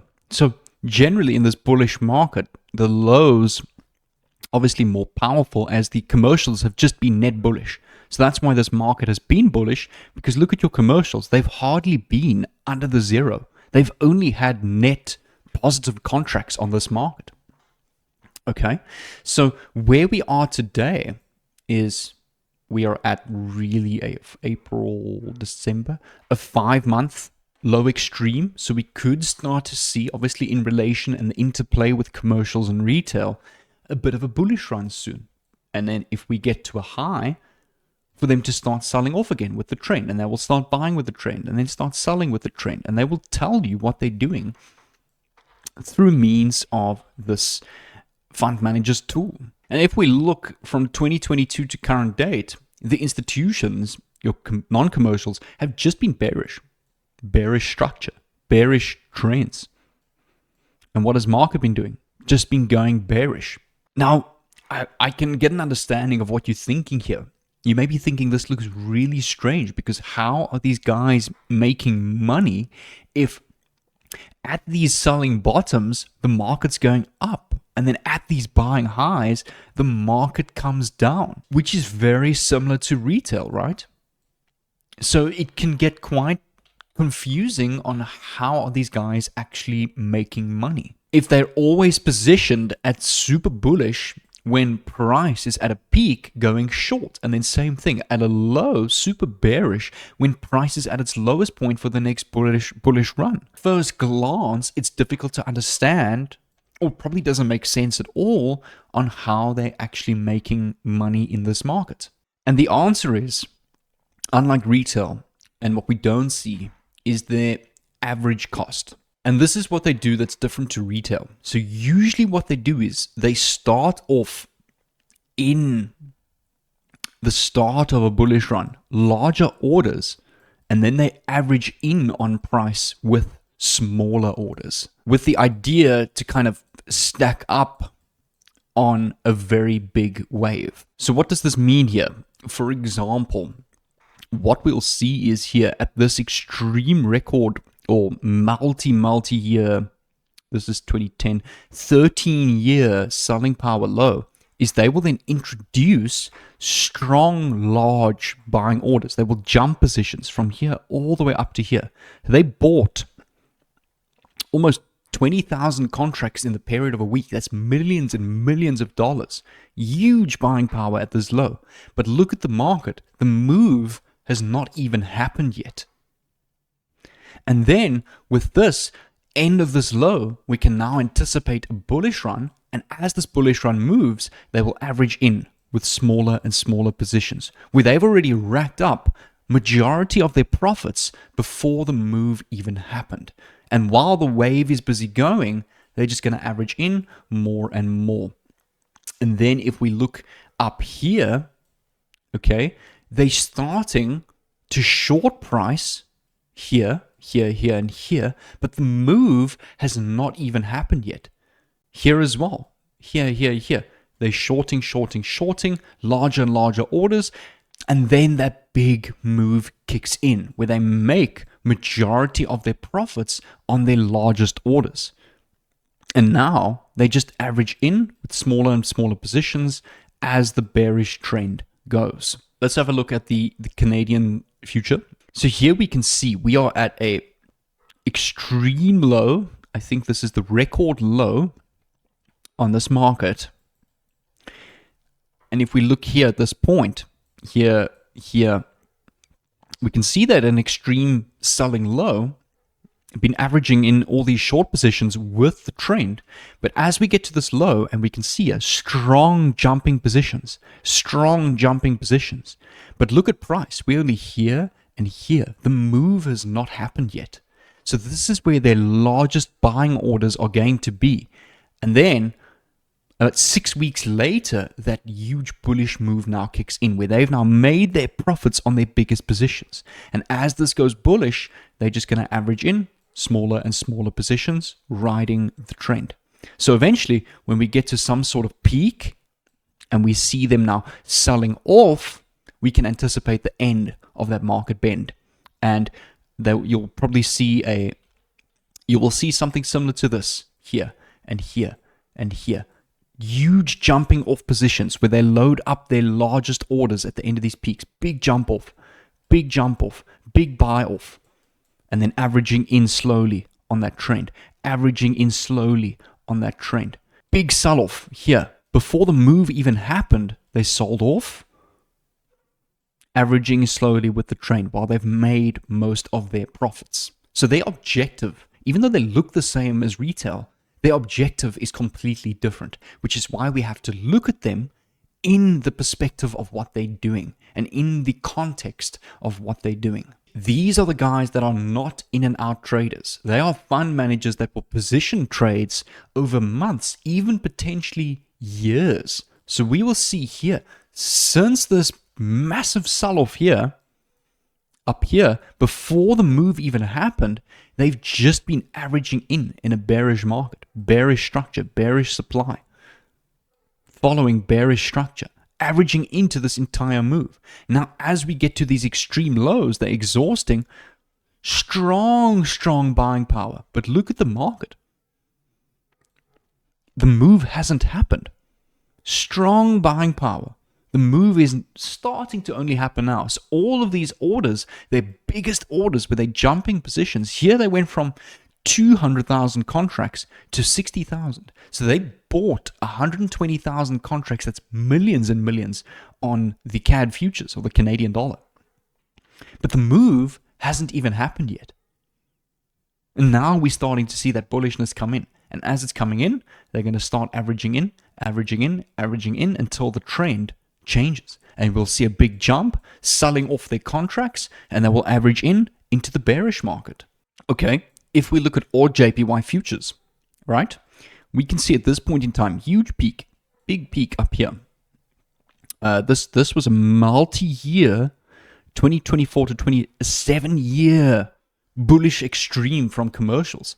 But we can see in this week, from this jump to here, huge sell-off. They sold off 18,000 contracts, millions of dollars. But look at the market. We're still here.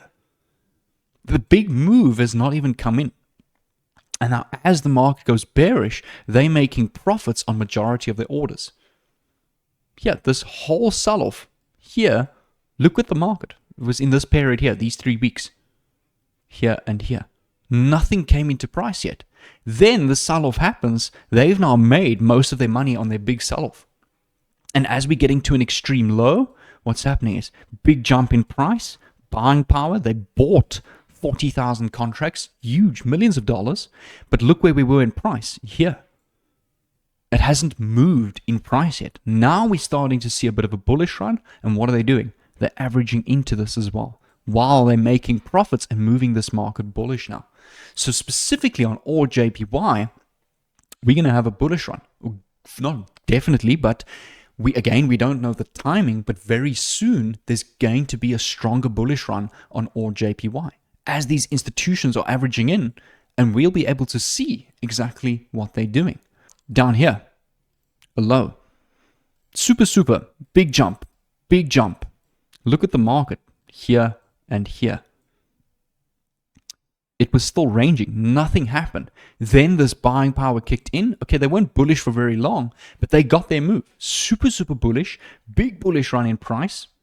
And what happens? Big sell-off. Big jump from here to here in this candle. Massive jump. A sell-off of about 13,000, no, nearly 20,000 contracts. Before the full move happened in this candle here and here, they sold off. Then that big move kicked in. What happens was they formed a low, big jump in buying power from minus 40,000 contracts to minus 8, so let's say 33,000 contracts they bought.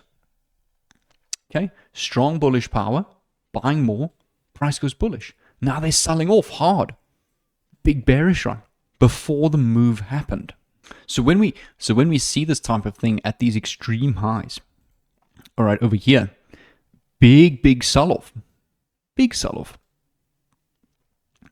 And the move over here didn't even happen yet. So we know that when that sell-off starts to happen, we have a nice high quality area of supply. They've kind of broken their trend, their bullish structure into bearish. They are going to want to defend these positions. And we can start to get the idea of lining this up with supply and demand to ride their trend as they average in. Okay, way down here. Way down here. Big bullish move. They bought nearly 50,000 contracts. Again, millions and millions of dollars. Slight bullish run. Again, they're averaging in with the bearish run. And now we're just going bullish. But look at the market. It hasn't kicked in yet. And as we get to this whole extreme, big jump here, big jump here. And look at the market here and here. Slight move, but a massive move has not happened. And this was also a multi-year, 4-year extreme down here. And we can see they're buying in strongly big positions as price is going bearish. Then that's where they profit from all those positions and they'll start to average in that bullish run. So as we're seeing this, we can start to look to buy off demand, and ride that through until they change trend and start selling off. Here as well, way down here. Okay, extreme jump. Extreme following the trend. And look at price. Bullish. We can buy from demand again until they start to sell off with a big trend. Massive sell-off, bearish trend. Okay, what are they doing here? Buying hard at these points here. Buying, super buying. Super bearish, been following that trend. Big buy. Big jumps. But look at the market, it hasn't kicked in yet. Now we can start, as this kicks in, demand.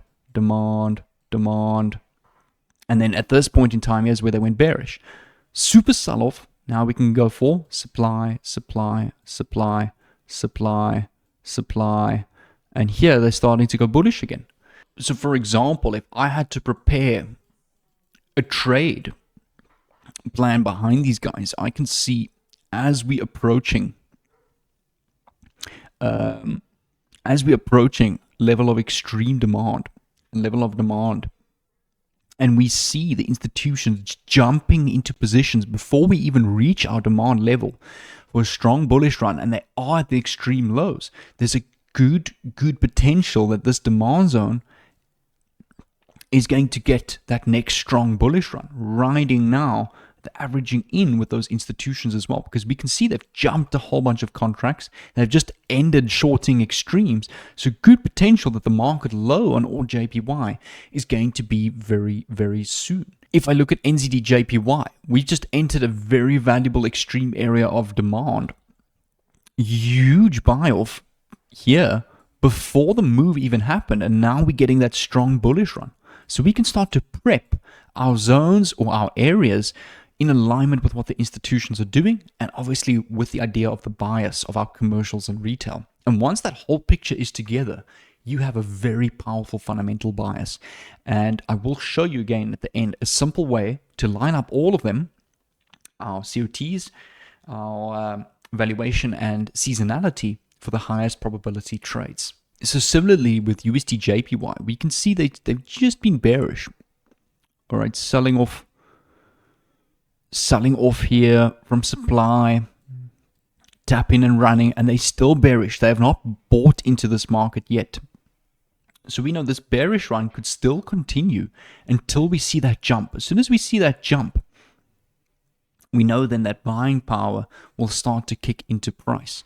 Here as well, throughout this whole bullish leg, demand, demand, demand, until they get to that peak and they start selling off positions at this high. And then supply comes into control on the lower time frame. Supply.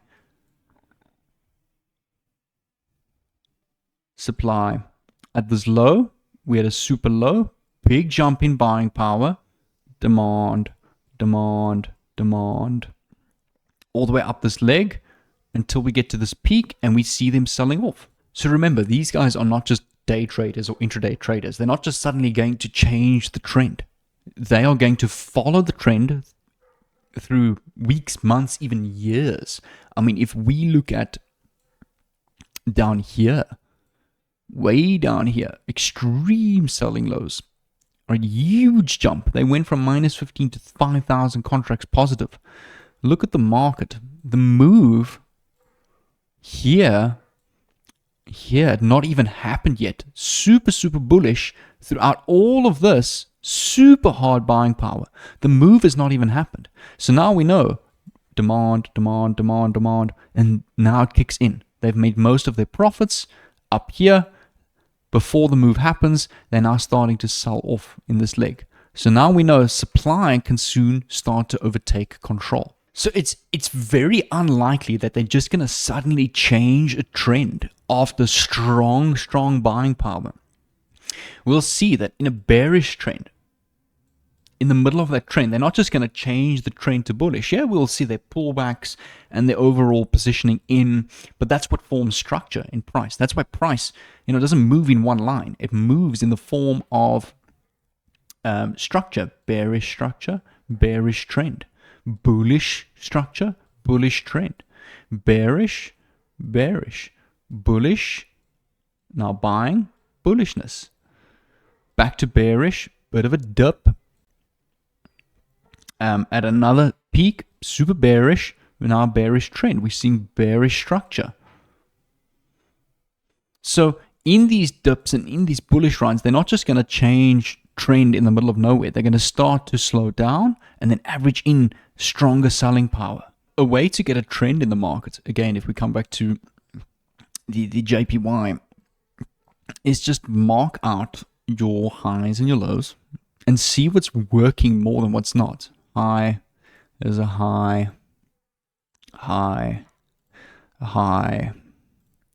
here,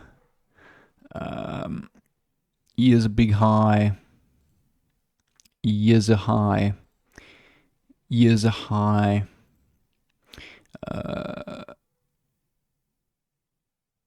here's a high, here's a high. We now formed a high here, busy forming a high here. So we can see, and then if we mark out the lows, low here, or let's just use the Koki pen, low here, here was a low, here, here was a low, here, low here, low here, low here. So we can predominantly see that this is a very bearish market, as the highs are holding much better than the lows. So we can see why the the USD JPY has been so bullish. Obviously, this being the inverted futures chart, it will appear as bearish. But we can see the overall general bearish trend because the highs are holding far better and creating much bigger moves than what the lows are doing, with slight correctional pullbacks, correctional pullback, correctional pullback. So this is also a great tool to work out an overall general trend. So right now we can see huge bullish move, but nothing's happened in price. So we could anticipate sooner or later at least maybe a bit of a bigger bullish run before maybe going bearish again. But right now the institutions are super bullish and there's no sign of them selling off this yet, and nothing's kicked into price. So therefore, on some markets, you might ask yourself, why is the sells working so well but the buys are hardly working? Let's try a different market. Let's try the New Zealand dollar. Let's go mark out these highs and lows and ask ourselves what's working better. High, a low, a high, a low, a high, bigger high, now at an extreme low, strong buying power kicking in before prices even happened. So we can clearly see that the highs are creating the much bigger moves. In some markets, you're going to see that. Some markets, you're going to see the lows creating the bigger moves. And that's because this is just overall a bearish trend. And we can see that their net positions have just been more bearish than not. So it's in relation to what they're doing, but also look at their net positions. So if we see a market that's been really net negative for the last 10 years, it's generally a bearish market. Okay. And so like we're seeing here, we're seeing bullishness, but remember, they're still net very negative. So this might just be a correction run before running overall bearish again. And that's how we can use the institutions to identify the trend and the better side of the market that we want to be on. If we look at EuroCAD, we can mark out our lows, our highs, our lows, our highs. Here was another low, high, low, low, high, low,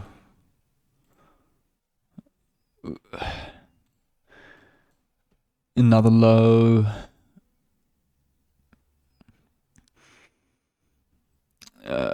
high here, low. So here, the highs and lows have been performing pretty much equally. So here we had a nice low, big bullish run. High, nice multi-year bearish run. Low, multi-year bullish run. High, about a year bullish bearish run. Low, super bullish, hasn't kicked in yet, multi-year bullish run. High, multi-year bearish run. And that's because this is generally a more sideways market.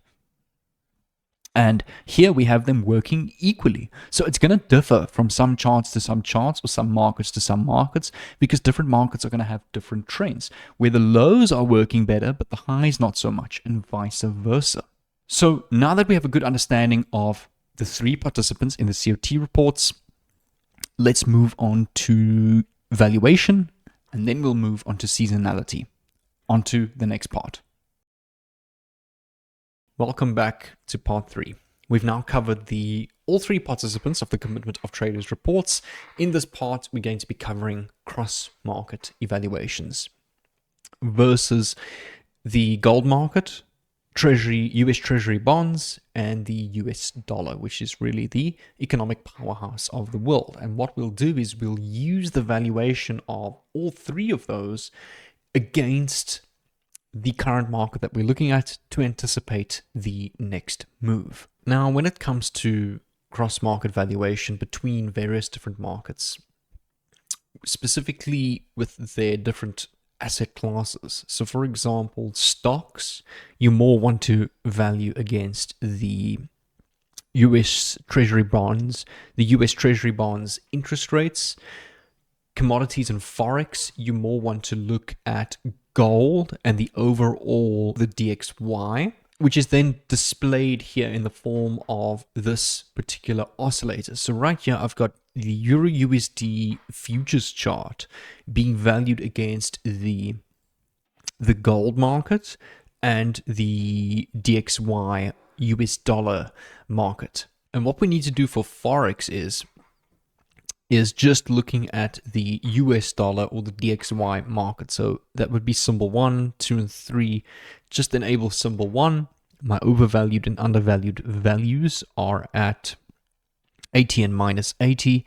Period length, 10-day cycle chart on the daily time frame.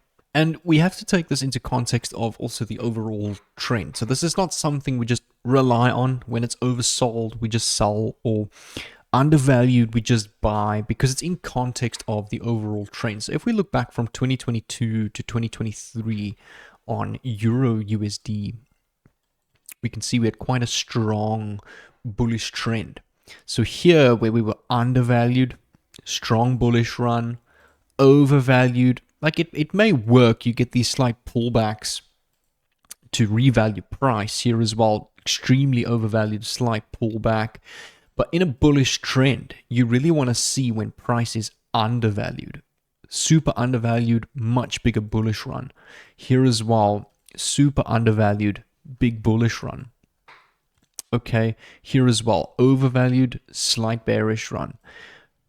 Very overvalued, much larger bearish run. Okay, and then here we started to enter quite a bit of a larger bearish trend, where here we were undervalued and we had only a 1 month bullish run in this short little, or not even a 1 week bullish run at extreme. Undervalued here. When we got back to overvalued, here we had a much larger multi-week bearish run. Here, extremely overvalued multi-month bearish run. Back down here, extremely undervalued, larger bullish run. And then back over here, extremely overvalued, larger bearish run, or smaller bearish run. Again, overvalued here, much larger bearish run into a bear market. Here, extremely undervalued, bit of a bigger bullish run. And again, here, extremely undervalued, bit of a bigger bullish run. And the next point we were overvalued was at this top here for a bearish run as well. And then overvalued here again for a bearish run. And again, we are now coming from extreme overvalue. So what can we expect on the euro? Sooner or later, a little bit of a pullback to revalue price. A really simple way I like to go about this, I like to have all three enabled, but obviously look at the main one depending on the asset class. So Forex, I like to look at the overall dollar, the valuation against the dollar. Commodities, at overall gold. Indices, which is a form of stock. And overall stocks, I like to look at treasury bonds. So for example, if I come on to the NASDAQ NQ futures chart, the main valuation tool that I want to look at is the treasury bonds. So that is symbol number 3.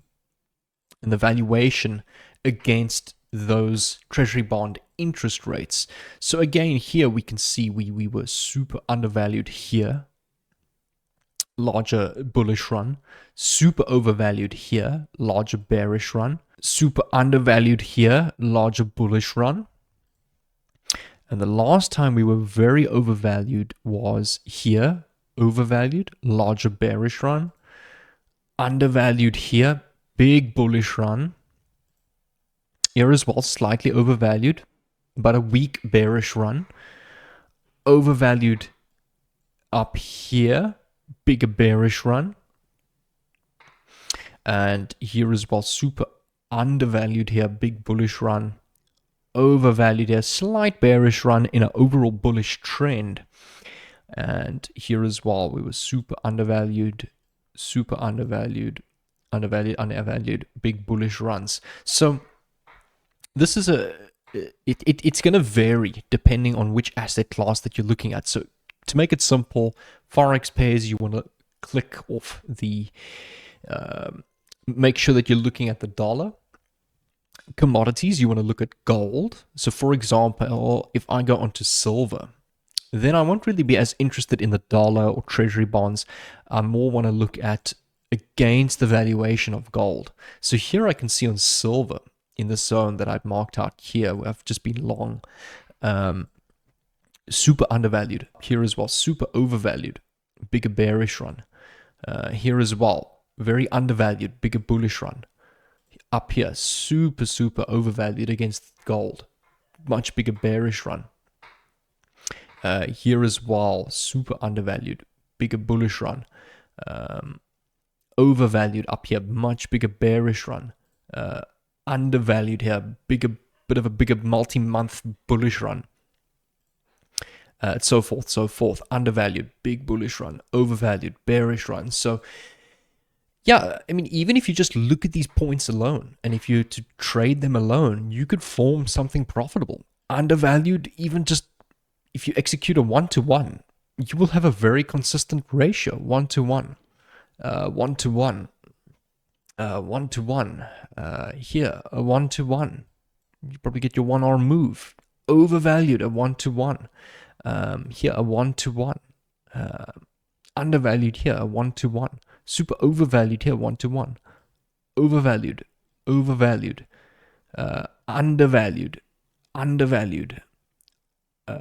overvalued up top here. Maybe here it was also overvalued. You would have had maybe one loss there. But overall, it's a very nice fundamental perspective into price when we can anticipate those highs and lows, or those next highs and lows to come into price. Personally, what I like to do is I just like to leave on all three. So here, obviously up top here, we can see we were undervalued against the dollar, treasury bonds, and gold, all three. Whereas here again, we were undervalued with all three. We could anticipate that bigger move. Same thing down here and up here.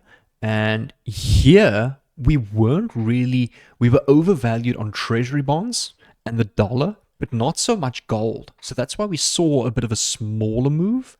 And same thing up here. We were undervalued against all three, a much bigger move. So to keep it simple in the beginning, when you're on a commodity pair, wheat, soybeans, coffee, look at gold. But I like to look at all three. To even get that extra valuation on price here as well. Undervalued all three.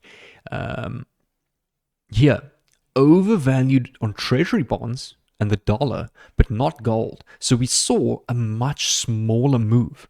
Here, we were now overvalued on all three. Here as well, undervalued, more on the dollar and treasury bonds, but not so much gold. So we saw a bit of not as big of a move.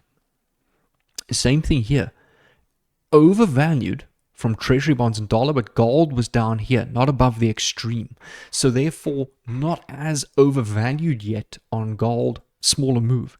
Up top here, we were overvalued on all three, a much larger move. Again, if we look at USD JPY, this is JPY USD inverted futures chart coming into this weekly supply.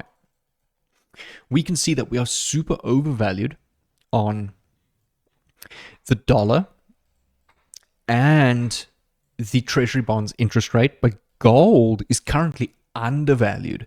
So potentially what we'll see here is definitely some kind of a bearish run. We could mitigate deeper first before continuing. Again, it's not a timing tool. Fundamentals is not for timing. It's for a bias. And here we were undervalued with the treasury bonds and gold, but not so much the dollar. So generally overvalued, nice big bullish move. Here as well, just undervalued to treasury bonds, but the dollar and gold was still overvalued. So we saw a much smaller bearish move before going bullish. So the ultimate confluence is when we overvalued or undervalued with all three as an average ratio. So here we were overvalued on all three, much larger bearish run off the supply zone for shorts. And same thing up here. When we were overvalued with all three, much larger bearish move. And here we only got undervalued from one, the US dollar, not the treasury bonds and gold, so just a smaller move. But still, on the lower time frame, you can get some nice trades in there for a good risk to reward. Here as well, we were undervalued to gold and treasury bonds, but not so much the dollar, but definitely more undervalued than a point like over here. Bit of a much bigger move. Here as well, we were undervalued to just the dollar, but not gold and not treasury bonds. So much smaller move, but still in this lower time frame. Nice positions that will be playing out there. So it's just to form a bit of a fundamental bias. And obviously with the whole picture together with seasonality, what we're going to talk about next, and the overall COT report, you will have a bulletproof. You will have definitely by now mastered the art of forecasting where price is going to go. So here, for example, I can see we coming from somewhat undervalued dollar and undervalued gold. The treasury bonds is just below median, but the COT reports and seasonality from here was absolutely amazing for bullish bias. And that's why we've been bullish from this demand zone ever since, is because the fundamentals as a whole picture together aligned very nicely for a bullish run from this demand level.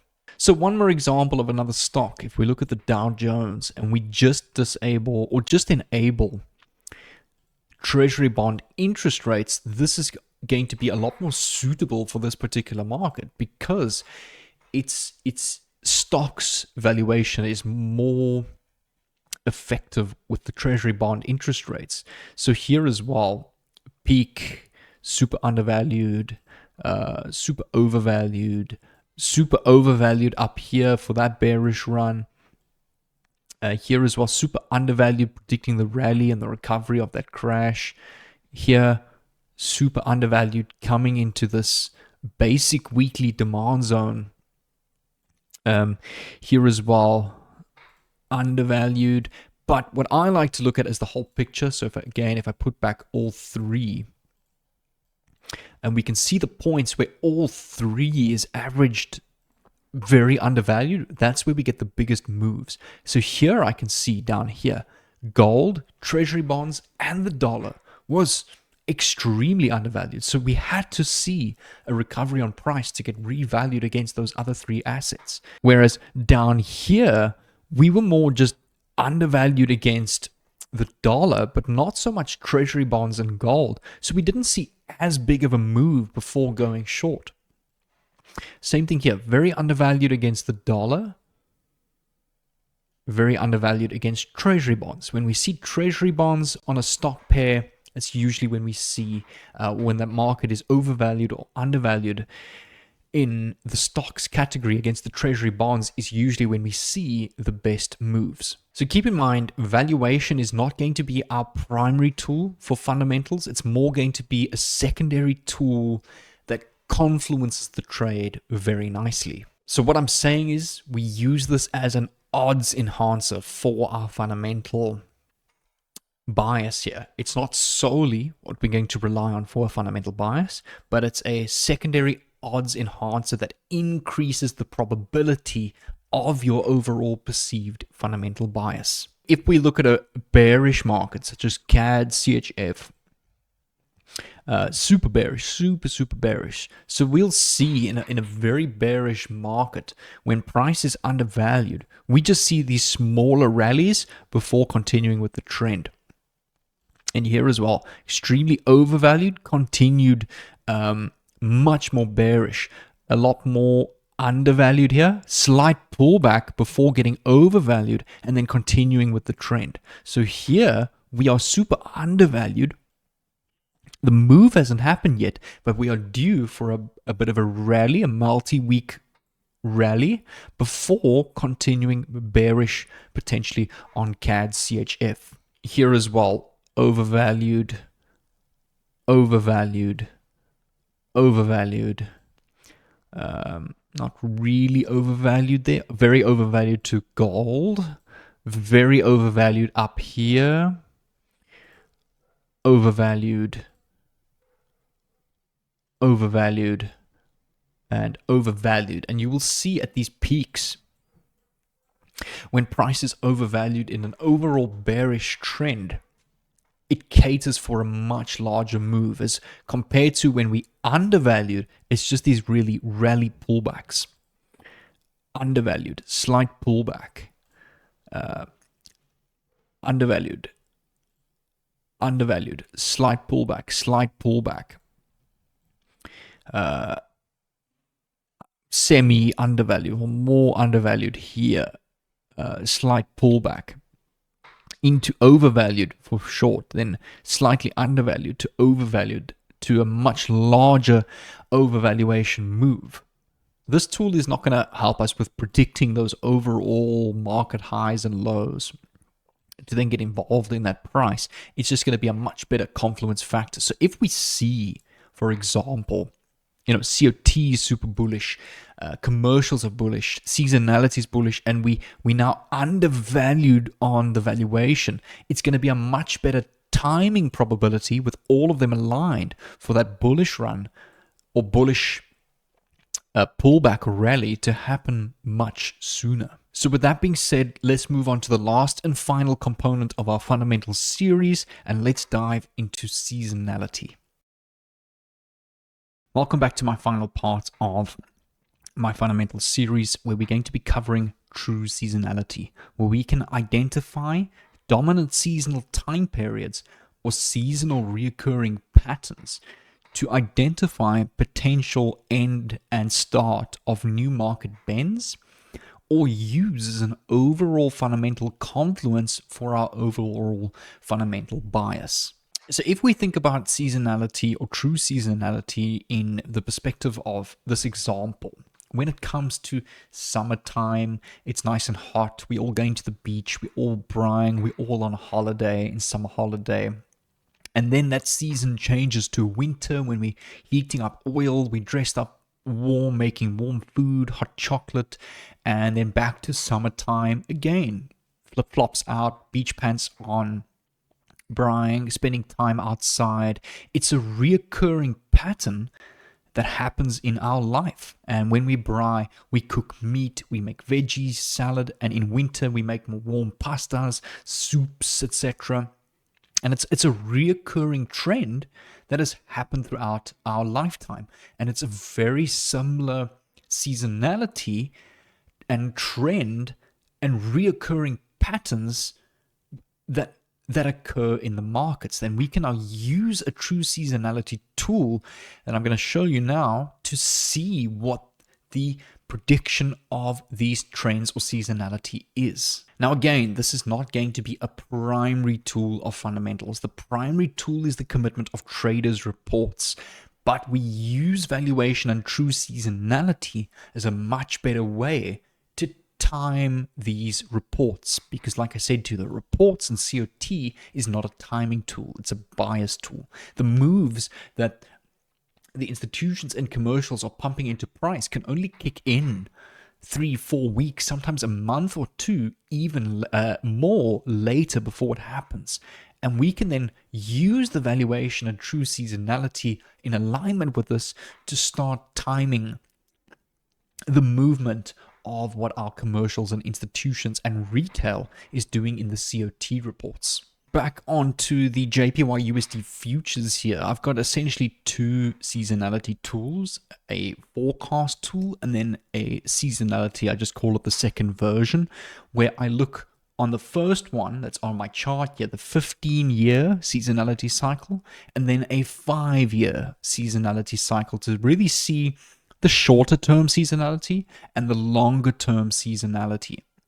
And it's a really nice tool to start to get an understanding of just forecasting overall price. And I'll use this example over here, and I'm going to cherry pick this, but I'll choose a whole bunch of examples and times where it wasn't as accurate or it kicked in way later. as like I said, this is not a primary fundamental tool. It's not always going to be 100% right, but it's a very nice odds enhancer for your overall fundamental picture. So if I come back to this point in time here, I can see that at this low, we are predicting large bullishness from here, and also right at this low here, a bullish run from this point in terms of seasonality. We're coming from bearishness, right, all the way down at this peak up here as well. We then predicted that bearishness, which kicked into price, bearish all the way down to where we are today, for now a bit of a larger bullish run. And obviously if I play price through, that bullish run kicks in. It just takes a second for the seasonality to then re-update on price. And here we can now see that bullish run is kicking in. We're now starting to anticipate a bit of a bearish run. And if I play this through, that bearish run then kicked in. From this point here, slight bullishness, which we saw. Still bullishness, but then we went a bit bearish. And then from this low here, bit of bearishness. And then from this point here, just bullish through. And on the 5-year, we are expecting bearishness. So when we come into a supply zone or any technical setup and we see the markets are overvalued, we see seasonality is bearish, but price is bullish, and we see that the COT reports, our commercials, are selling on the index and in the reports very strongly, maybe at a 6-month record or a 3-year record, we can then start to anticipate a much larger move of these areas. So for example, this demand zone down here, right at this peak here, right, seasonality was predicting a nice bullish run off this demand. Right at this low here, which was really at this point here, we're seeing big bullishness. COT reports were bullish, market was undervalued, beautiful opportunity for that next beautiful bullish run with all fundamental components aligned, all stars aligned for this particular trade. This tool is updated every single day, dynamically, based on previous trading days, behaviors, also looking at the futures chart. So there's a lot of mathematical formulas and calculations into seeing the seasonality. And I mean, even if we come back up to this peak up here, we can see at this point in time, before the drop even happened, seasonality 15-year cycle and 5-year cycle was anticipating bearishness. And then obviously if I play this through, it quite soon kicks into price. All right, if I pause price here, we can still see we're still due to go more bearish. Back, still due for more bearishness for a bit of a bullish run, which the 5-year is anticipating as well. So here we can see is that bearish run, and still bearish, and there's a bit of that bullishness now kicking in, which the seasonality forecasted at this time. Here, bit of a bullish run. We saw that here. Bearish run. So this high was up here before it happened. Bearish run. At a low, bit of a bullish run. Now we're anticipating bearish, and price is now going bearish. But we can't rely on this as an overall main foundation factor to just enter longs or shorts, because it's often going to be wrong. So we can see on the 5-year, we are anticipating now a bit of bullishness and then a bit of bearishness. But even here where it's going bullish, we're still bearish. So the timing hasn't kicked in yet. Whereas the 5-year is a little bit more on point. And only way over here, down here, we could see bullishness wanting to kick into price from down here, which we then had come into price. From here, we're just anticipating bearishness, bullishness down here, bullishness down here, all the way up and up. And we can see that has now started to kick into price. And as we're going up, we're now anticipating bearishness from this area of supply. So what this is going to do is it's going to help you project future relevant highs and lows in price. So we can see here seasonality is bearish, but we're still bullish. So we can use this as a forecast to start anticipating bearish price action to come into play. obviously with the idea and the alignment of the rest of our fundamental factors. So let's go and put this all together and build up a bit of a fundamental bias on a few examples of some trades that I've taken. Now, I know this chart looks a bit messy with all the commercials, the retail, the fund managers, and the overall index. I usually do keep it on separate tabs, but just for the purpose of this video, I'm going to put it all on one tab so you can see it all at the same time. I don't have to shift between screens in the recording. A simpler way to do this actually is also, you can put this on 3 tabs like this. And you can then obviously put maybe your commercials here, your retail here, and neaten it up. I'm just going to keep it on one tab for now. But firstly, to build a fundamental bias. So I can see at this point in time here, all right, the commercials are at a January to April last year, nearly a 1-year record buying high. Retail is at a 2-year record selling low. So I know at this point in time is not the side of price I want to be on. Institutional is starting to buy over here already on this candle from a 1-year selling low. And remember how the institutions work. Their lows is what creates the new lows in the market. They follow the trend. My index was above the 80% threshold this whole period here. So I know in terms of technicals in this leg, I'm looking for longs. All right. And then quickly, if I look at my daily time frame, valuation and seasonality, I can see 5-year seasonality, we're just seeing bullish. Okay.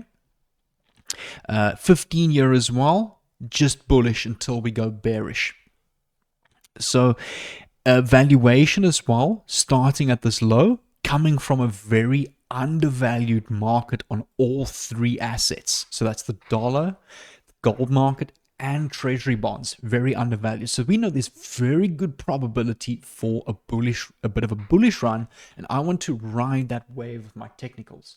Whereas then my technical time frame, so COT Reports is weekly, seasonality and valuation is on the daily, technicals on the 4-hour time frame. So right here, starting in this period that I marked out with that bullishness on the COT report and everything else aligned, my technicals is quite simple, to be honest. Is I just need to see 4-hour structure. So let me put this a little bit more up. All right, I've got, I just use a simple zigzag tool. I'm going to put this on 2. Yes, there we go. So I'm going to leave this on 2, and then I usually add another one. You can get a free zigzag tool on TradingView. Just click zigzag. And then I like to put this one usually at 1. Okay, in this case, I'm going to use 0.5. And then I like to add my second MMFunded structure tool, which kind of marks out your structure in the forms of these boxes. So I can see here really what I'm looking for in terms of technicals is 5 rules. That's a sweep of a strong low. So a low that's broken previous structure, I need to see the sweep of that. Okay. Then I need to see after that break, so that's a sweep of a strong low, break a structure. I actually have an old script here with my checklist. Give me a second. The MMFunded structure criteria checklist, just so I can show it to you here. Strong high-low sweep, the break of structure, a supply or demand zone below the 71 fib that must have volume in the leg. It's as simple as that. So I'll break it down for you here. I'm just going to add my old one as that checklist is quite big and in the way. But remember, we have our fundamental bias now. So structure. There was actually another setup here as well. But the only thing is for me, I didn't have an order block below the fib. So technically, yeah, really nice reaction. But let's start off with the first setup in this range. Strong low sweep, break of structure to the upside, order block with volume below the 71 fib. So then what I do is, after that break, after the strong low sweep, fib from the low to the high, my 71 level must just have an order block below that, which was this candle here. Entry on that order block, stop at the 1, and my target ratio is a 1 to 2 risk to reward. So that's all I do. If I have multiple limits, 1% risk. If I have a really good probability setup, 2% for 4% gain. Here as well, internal setup, this low broke structure to the upside, sweep, new break, demand zone, 1 to 2 risk to reward. And then way up here, just before the index went bearish and commercials went bearish, same thing here. I had an internal strong low sweep, demand zone with volume below the fib, entry for a nice 1 to 2 risk to reward. So in this period, I had a total of 4 trades at a total of 8R gain. Now, of course, not every trade is going to win. I've had my fair share of losses. I've had losses in the past. Here was a nice loss I took on GBP JPY. It was a decently aligned trade, not all stars aligned, but it was a good probability trade, and that was a good example of a loss. So again, if we had to break down a completely new market, I'm going to put my daily 4-hour tab separate quickly. Let's come over to odd USD. So right now on odd USD, also been predominantly long bias. So in this whole leg from here till here, we can see the commercials are at a April, like a 10-month record high. Retail is also at a 9-month selling low. The commercials are also, the institutions are also super low, and that's what creates market lows. And the index overall bullish as well. So we know there needs to be buying power kicking into price. And then if I come to odd USD here on my daily time frame to look at valuation, okay, as we're approaching here, we kind of in the median, not super overvalued or undervalued, a little bit undervalued here, but nothing crazy. And seasonality, a bit of a bullish run. It's slightly bullish here as well, slightly bullish before going bearish like we did now. So it's very good stars aligned for this period in price. So then on the 4-hour time frame on odd USD, reset the chart. There was a couple of nice setups that played out that I was involved in, and there was a very good example of a loss here. And here was a very good example of a loss here. So in this period, there was a really nice bullish technical setup. Strong low sweep break to the upside, order block below the fib with volume.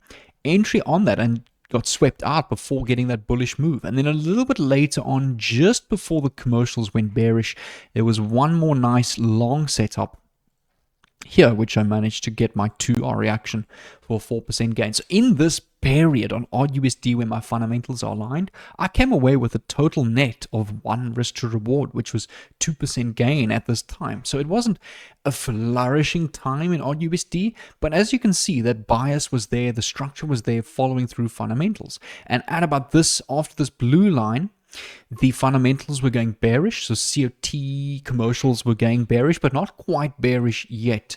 And now, where we are today, if I come back to my weekly tab, here we can see we back to bullish, which is why we're now seeing this bullish run. So really what I want to see on odd USD is this long setup busy forming in alignment with that. See, here's a nice short setup, really nice short setup, but completely against fundamentals. So there's very good probability price can just travel right through this high because we bullish on really everything. This market is screaming bullish. So that is why I'm looking to get involved in those longs and ride that wave. We'll have a look at one more example on Euro NZD, forming that full fundamental bias and then going into the technicals, looking for those technical setups. So here, let me just put up my daily on this side so I can drag it across when we're ready and open up the relative tab quickly. Here, okay, I can see that On the weekly, the commercials are at 24th of March to September, a 6-month record selling low. So this is not necessarily going to be the next overall market high, but we definitely are due for a bearish fundamental run, a bearish run here. Okay, retail is at a peak of also about 6 months, peak buying power. Commercials also at a peak, started to sell off, looking to create that new trend. Index below the 80% threshold, so I can see fundamentals is screaming bearish at the moment. So this is an alignment. Coming over to my daily time frame with my seasonality and valuation, I can see that on the 15-year period, we are due for a bit of a bearish run. Here as well, we looking to go bearish. Super overvalued on all three, which is a really nice sign as well, coming from a very overvalued market. So everything is there. Then coming over to the technical time frame of the 4-hour time frame, you'll see here is exactly what I was looking for. Is a sweep of a high, the break of structure to the downside, that order block with volume, and limits on there. Stop always at the 1 to 2 risk to reward reaction from the zone. Fundamentally bearish. Technicals also confirm that alignment. Really nice position in alignment with that in this period. So here as well, we had potential shorts too. Here you could have got that 2-hour reaction. The only thing I didn't have was a supply zone above the fib level, so technicals weren't in alignment there. My technical rules weren't there. We rallied up more, and then they reprinted here for that nice 2-hour reaction. One more example is the Euro JPY, a recent short position I took. I can see if I mark out this period from here till here. So for a big rule for me is that the index must be below the 20% or above the 80% threshold before I have a bias. I can see that my commercial guys, the guys that I'm most focused on, is selling price. They're at a 6-month extreme. Retail is also at a 6-month extreme. Institutional are at a 6-month extreme with a bit of selling power now kicking in. Remember, those highs is what creates those market highs. Selling off, expect a bit of bearishness that we saw here on that report. Index, overall bearish. You can see they bearish, they bullish. Right side of the market that I want to be on. So COT is screaming a bit of a bearish run. If I look at my daily, and I come over to Euro JPY, okay, seasonality, I can see we coming from a generally overvalued market. Okay, so generally overvalued on the daily time frame, which is good. I can see on the seasonality, slight bearish dip before continuing bullish. So I thought in this period, most of the things aligned. I know seasonality on the 5-year was still bullish. So that was the only thing that was not aligned. So this was a 3 out of 4 stars alignment. COT was there. Valuation was there. Commercials was there. It's just the seasonality was not. So it was still a decent bearish fundamental bias. But we know this is not potentially going to be the next full-on swing high. Just probably a bearish correction before continuing bullish. So then, with all of that aligned on the 4-hour time frame, we had a nice, strong, high sweep, break to the downside. There's my order block with volume, entry on the 50%. That's an equilibrium zone.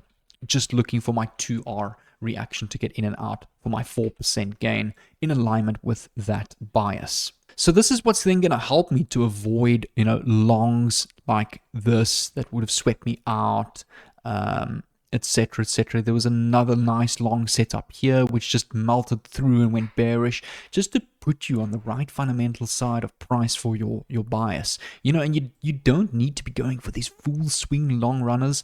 As I said to you, I'm focused on low RR, high confident win rate is what I trade my hedge fund and clients' capital with, my own capital as well, and it's been super successful. Another nice example on odd CHF. So even though price is super bearish, fundamentals have actually been screaming bullish the last couple of days. So if I mark out this period here, or really from there till here, okay, I can see that the commercials are at an extreme buying high of also about 6 months, retail about 5 months. No, sorry, commercials about a year, retail about 6 months, and the institutional guys also about a year low. Index is nicely bullish as well, so that's nicely aligned for a bit of a bullish run. And then if I have a look at my daily time frame on seasonality and valuation, I can see we are super undervalued, very undervalued. Everything is screaming undervalued. I can see seasonality is nicely bullish, anticipating that bullishness. So this was an all-star alignment bias. So then on my technical time frame, all I'm looking for is the same technical rules. So I can see here we had a nice sweep, break to the upside, order block with volume on this candle here that created the volume.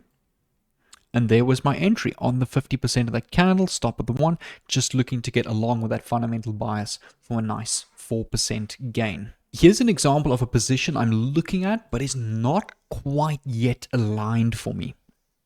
GBP-CHF long, so we're coming nicely into weekly demand.